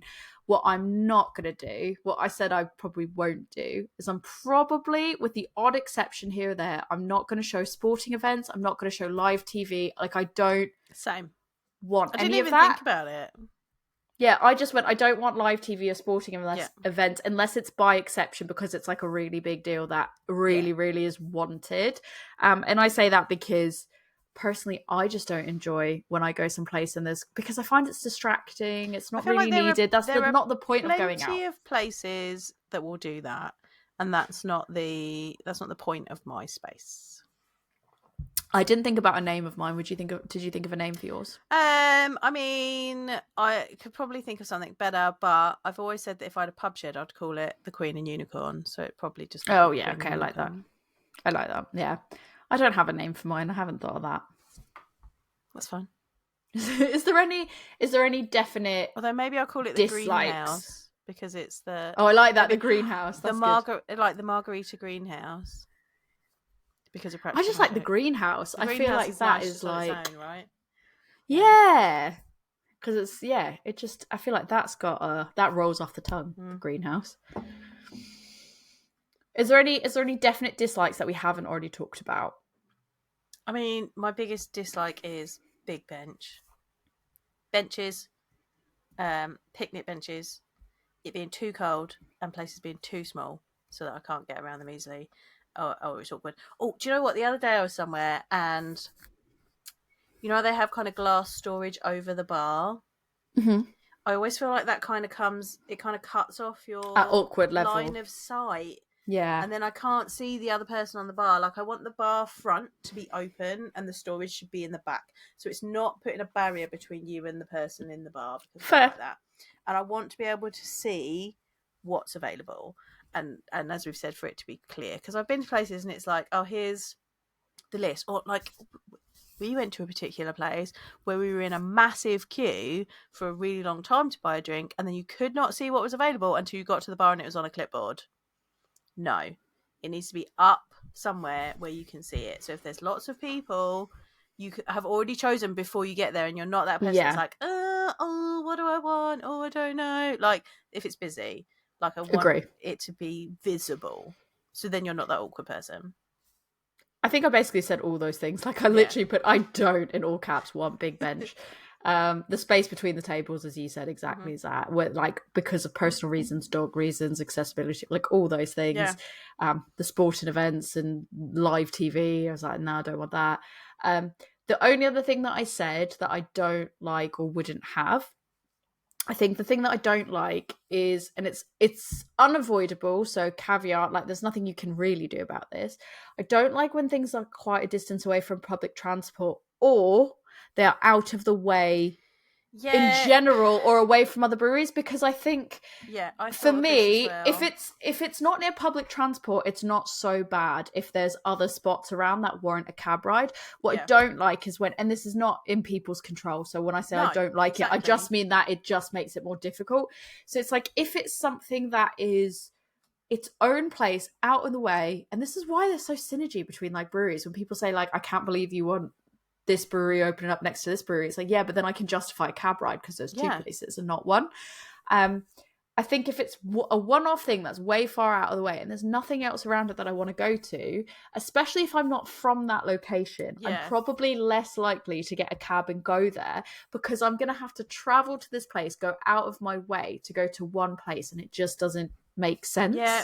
I did think so. I think I'd want my location to be at least either near other beery spots or near some really good like tourist attractions or something, or public transport. Yeah, definitely. And I did think about that, but I was like, it's kind of not like, I didn't want to like throw shade at anybody because it's not in their control. But as we said, we are, like sometimes it's not in your control where you've managed to find 100%. this space and that's where your brewery fits, or this is what's the only available. type of leasing that you can get that will allow a brewery or something. Right, exactly. So like, absolutely no shade on anything that's currently available. No shade meant to, like, for example, it's like even just looking at some of the places local to me when they're not near public transport. It's like, for me, I will go to them and I'll go to them loyally because I can get a cab there really easily. But I also think the argument is these places that are close enough to me that I can get a cab towards, somebody can also be going to Reading and they can go out and about in Reading. So actually it really works because between Wokingham and Reading and the area, there's lots of different spots to go to. Yeah. So if you plan it right, it really works out. What's really hard is when you have a place that's like the only one of its kind that's out, 20 minutes away, maybe 20 minutes drive or 15 minutes drive from the nearest other thing to do, and it's out on a country road someplace. Yeah. And you can't even get to public transport. It's like, that's what makes it a lot harder to get to.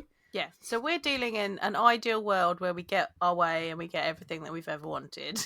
Exactly. So we want it to be where there's other beer places or where there's local public transport or where it's just going to be easily accessible for everyone that wants to go to it.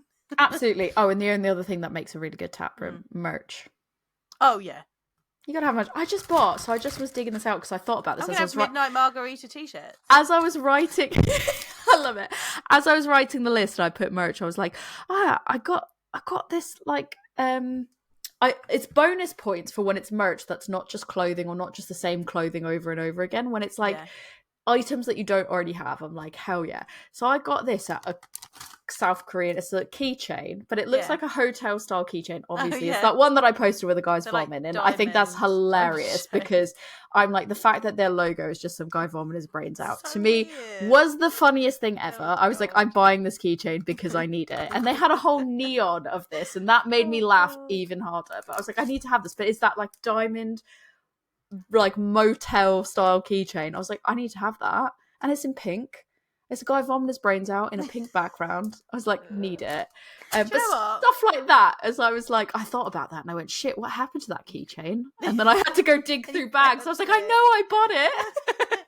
It was really interesting when we were in Portland and we commented on this, that everywhere we went, no matter what it was, had some form of merch, like cups or t-shirts or or keychains or things like that. Like we even went to like a dispensary and they of course they did t-shirts and mugs and things like that were specific to the dispensary. Like madness. I think I'd go like sunglasses, t-shirts, socks, glassware.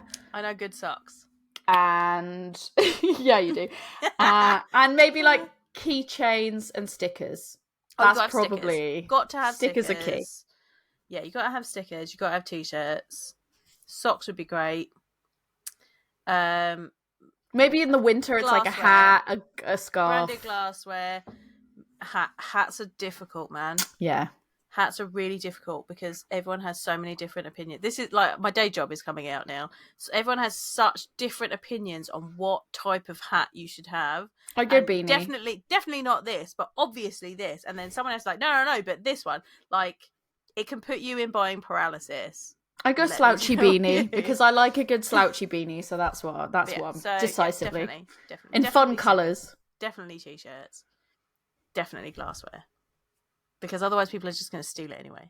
And I think if I'm going to go like keychain, it's going to be like this fun keychain. I won't go tote bags. What I will do is I will go bottle bags. Bottle bags. I was about to say, I was like, I don't want tote bags, I want bottle bags. I was refining my answer, as we said. But yeah, there we go. There we go, that's that. So to end, I guess, are there some examples of tap rooms that are like things you loved about certain tap rooms? I can give you some of my favourite tap rooms because I had to think. I've been to a lot of tap rooms and pubs and things like that. So my absolute favourite, like ones that I was just like, oh, that was really fun. I really enjoy Ansbach and Hobday's Arch House because I like that they've got the second level. That's what made me think about that because they've got different areas for different things. I really enjoyed that. I really like Howling Hop's tank bar. It's one of the first ones to have like the tanks there, and for you to have beer right off the tank. I really enjoyed that. Though their seating was big bench, so there's always some. I mean, you can't get around it. It's fine. Yeah, and I really enjoy locally the Loki Taproom. It's just a nice space, like it's nicely laid out. You've got room, and I really like that the bar is nice and open. So even when there's lots of people, you can still kind of see what's available. You can get in there and order what you want. Like, it's clear and accessible. So those are like 3 that I really enjoy. And we've already said the Wiper and Chew one is gorge. So God, absolutely gorge. It's huge. Yeah. Absolutely huge. And you know what? Lost and Grounded.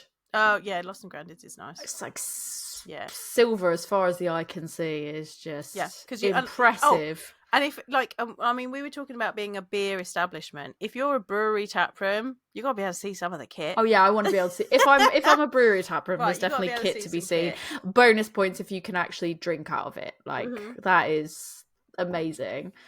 Yeah, I think I said a bunch of these anyways. Like I said about how a hoppy place in Indie Rabble, like you can do these art, like there's the sit and drink and do the art creative stuff. I mentioned about Phantom, there was the Doing Pole Fitness and Aerial Hoop. I really liked that aspect of it. And then like with Phantom in like Heist, for example, they've got skee ball machines and shuffleboard, and a lot of these places have like gaming machines or pool tables, and I really like that.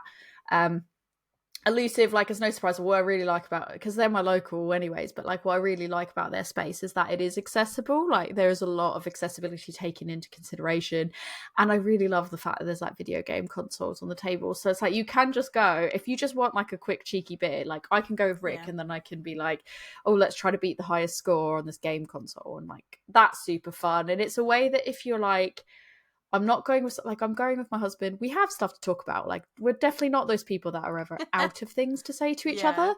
But like, sometimes you're a bit like, oh, we've already talked for most of the day. Let's just like play again. Let's play Street Fighter instead. Like it's just nice. I don't know. Yeah. Mirakai, you mentioned Mirakai because of like the pastry palooza side of things, and for me, I really loved like the charm of that old building, though I know it comes with its own set of challenges, and I love that it's tucked into a quiet area off of a busy area. Like I really like that it can still feel relatively quiet, but like 3 feet away you can go to this like really, really busy space. I mean, also I love what they do with the community, so that to me is why I sort of love them. Left-Handed Giant, I really like the bleacher seats that they do at the brew pub. They have these like outside in the front by the water. You've got a big bench and that's fine, but then they've also got these like bleacher style seats, which I find so much more comfortable than sitting on a bench, because you can kind of like veg and sit and chill how you want, and I really like that. And their space there is like just 3 floors, insane, beautiful, and they've got amazing pizza, so can't complain. Werewolf, I was like, literally my note is literally the ghost car is the best thing ever. Right, that's my only note for Werewolf. Decor at Werewolf the ghost train car is the best thing ever, and that was all I had to say about that.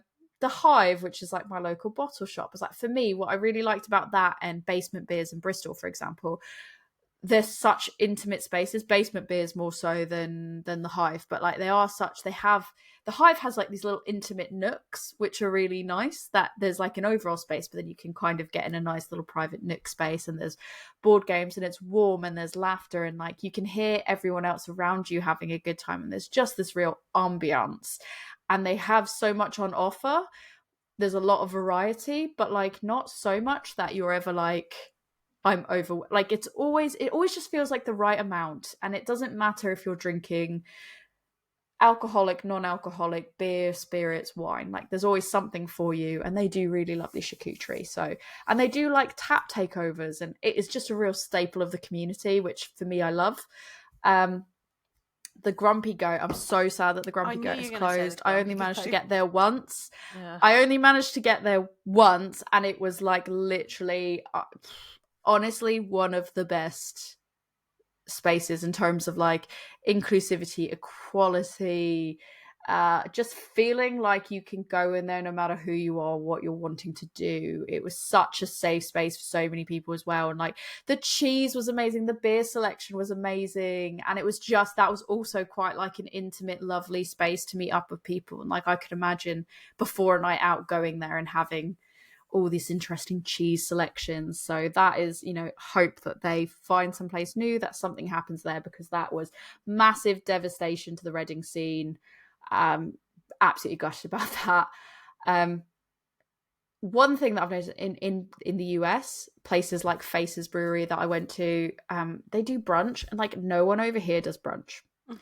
I want like a boozy beer brunch, not just like bottomless prosecco at Dirty Martini. Like I want to have like a flight of beers and chicken and waffles. That's what I want. Do you know what? I don't think that should be that much to ask for. A beer place, but I had a mimosa flight when I was in the US. Yeah, I think you should show me that. That was so pretty cool. good. I've seen hot cocoa flights. I've seen lots of different types of flights. So there was like a brunch flight that was like a mimosa, a Irish coffee, a Bloody Mary, and something else. I can't remember what it was. But yeah, like there was. I remember you sent me that photo, and I was like, "That looks amazing." And then I was like, I got there, like it was literally my first day out there, and we're like, "Oh, we're going for breakfast," and I was like, "Yeah, American breakfast. We're gonna get like pancakes and blah, blah, blah." Yeah, American breakfast. Like, whoop, whoop. Right? I was like, "Yes, all the sugar," and then it was like, and you cut to the core of me. Rick would agree with you. You know, it's true. But then it was like, oh, like. Some people are having Bloody Marys, and I was like, and there was this mimosa flight. They did interesting mimosas, like there was like a blood orange one and a kiwi one and a peach one and a white peach. I love that. And a regular one. And I was something else, can't remember. No, pear one. And I was just like, oh, that sounds cool. And then someone was like, well, I'm having a Bloody Mary. I was like, right, well, I'm getting this. I'm getting the mimosa flight then, because that sounds cool. Like. I would love like a beer and donut flight pairing. Like you have a different donut for each beer on the flight. Like mini donuts, not big donuts. Talking about sugar, we had this breakfast and then we went for a wander and we went and found Voodoo Donut. Oh yeah, you did show me that. I was like, I'm so jealous. Oh my God. And we all got different, because someone that we both know was like, let's get like a dozen. And I was like, we're not getting a dozen of these donuts. Like we've already had breakfast. Like, this is madness. And then actually all of us that were in the group got a different donut, and we all just stood there and tried each other's donuts, and that was the perfect way to do it, because you just try lots of different things. Like, but I think that would be good. Like what would be amazing is like you go with like an artisanal local donut shop, and then you do two. You've got to do it in a pair, because then you do like a flight, and you do a flight of 4 and 4 different donuts, but you share them across. That's really only like 2 donuts each, and they have to be like moderate sized donuts, not like the massive jumbo sized donuts. Like I feel like that's the way it is. But yeah, I did that at Pastry Palooza, and we went and had the pastry and the beer, and person that I was with, we shared. I'm genuinely the pastry. So gutted that I missed that. Oh my God, the best one was lemon fried donut from Unbarred with a lemon drizzle donut, and it was just like, so it was a very sweet donut, and it was a sour, and so like, but the sour just cut through the sweetness of the donut, and that sweetness just elevated that sour, so it was just such a beautiful pairing. I was like, yes, this is it. It was so good. I'm just too emotional about it. I can't talk about it, because I had to make the decision to not go. I've stretched myself too thin. That could be a whole separate episode in itself, but I was just like, I can't do it, and I really wanted to. I really, really wanted to, and it to the point that I went back and forth on it about 3 times, even after I'd messaged to say I'm not doing it. I was like, but should I? But could I? And then I was like, no, I really can't. And then, like, as I was about to drive home, I was like, but I could. And then I did it. It felt like it was very successful, so I feel like there'll be another opportunity. Do not panic. I hope so, because I love those pairings. Like, when we went to Three Hills and we did Three Hills, and it was Shima. Oh, Shima. So good. Oh, that's what I would do, is I would 100% in my tap room have Shima. I loved Shima. I loved the people that worked at Shima. I loved the food that Shima brought to the table. I love the pairing. It was perfect. I loved it. It was the great. things that we do, like we lug so, like we'd gone out already in the day, and we had so much beer that we'd bought for gifts and things, and then we lugged it all the way to Three Hills, had a great time, and then lugged it all the way back to the train. Like we are mad, maybe we're dedicated. Dedicated. Anyway, this episode's going to be like 2 hours long, so... Well, I don't know. I think that there's a bit that has to be cut out, to be fair. There's a bit of us faffing about with our drinks, but yeah, no, I think that's kind of all the things that I love. I think, like, I've been to New Bristol Brewery, and they had, like, a DJ in there, and when you're around the kit, and there's lighting going, and there's a DJ playing... I'm not even a DJ person, but, like, that was, like, to me, that was really cool. Their food truck's really good, and they make really nice brunch. They did brunch. I had brunch there, but it wouldn't. I don't think it was chicken and waffles brunch. I need chicken and waffles brunch. Yeah, that's what I need, different. Really. You do that in your and then the drinking establishment. In mine, it would definitely be. Chicken, I will do it in mine. Chicken people. Chicken and waffles, tendies and waffles. And then I think the last thing, drag chicken and waffles. That'd be drag brunch chicken and waffles. Drag chicken and waffles. Yeah, so it'll be boozy brunch with drag queens, and it'll be chicken and waffles. That's what I'm going to do. But yeah, the last thing that I noted down that I've not seen anywhere else, but there was one place in Athens that they had a light box for people to take their nerdy photos in. It was like a branded light box. Brilliant. And I thought that was like the greatest thing, because people like, I want to take a photo of this. And then there was like this light box. And it also makes me think of when you get toys out of what are called gachapon machines in Japan. And it's just like you put the money in, and it's a theme to it. And you could get any one of 8 different varieties of a certain thing. Some of them are so random, some of them are not. I've got one for you for the next time I see you. And I can't wait to see you. I got a beer one for myself that was just dogs that are shaped like beers. And I got this chonk. Yeah, I got a chonky one. I can't wait to show you. But they'd have like different settings, so you could take photos of them. Like, oh my God, you could take photos of whatever you've got under the machine in these different settings. Like, one was looking like a side street somewhere. One was a movie theater theme. One was this. So I think I'd probably do like a photo op section in my place, and I think that it's really you've cool. Got to have something that's Instagrammable, right? Instagrammable, a light box or some place for photo ops for your beer. That is like a plant wall or something like that. Yeah, but I thought that was cool that place in Athens had physically a light box. So that's cool. that's all the exciting things about the places I've gone to and the things that I love and what I do in my place. Wow. So we've gone on for nearly 2 hours, so this is a good game to play in the pub, everybody. Like, and I feel like we could also like. We can also go so much more. There's so much more we could do. We won't do it to you. No. Go to your favourite drinking establishment and play this game with your friends. And let us know what your ideal drinking establishment would be like. Tori, if people and what your favourite things. What your favourite tell me things.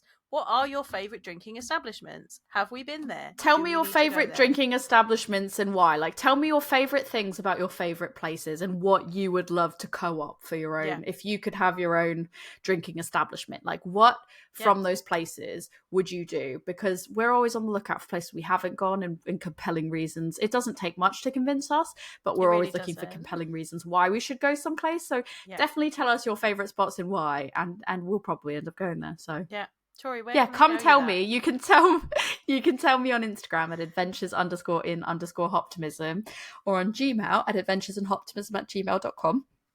You can tell both Joe and I at a women's brew on Instagram, X. Yeah, we probably just Instagram, because that's probably the only way that we'll respond to you. Or Facebook. We're on Facebook. Yeah. Or you can email us at awomen'sbrewpodcast@gmail.com. And Joe, if people want to talk to you about your place, maybe they're really, really loving your idea and they want to like go into business with you, where can they find you? Let's make the greenhouse a real thing. You can get hold of me at my beer school, which is Love Beer Learning, and we are on Facebook, Instagram, X, TikTok, and Pinterest. I'm pretty much exclusively posting on Instagram at the moment because that's what I've got the time for. Or you can come to my website, which is lovebeerlearning.co.uk. As I said, I've got that blog on there now. We're doing all these different blog posts. Come and have a look at it. Or you can email me and tell me that you want to go into business and create the greenhouse. And that would be lovebitlearning.gmail.com. Lovebitlearning@gmail.com. So let us know all the things. Let us know your fantasy taproom, fantasy drinking. Play the game with us. Let us know. We want to hear. So on that note, with our beautiful glassware, cheers.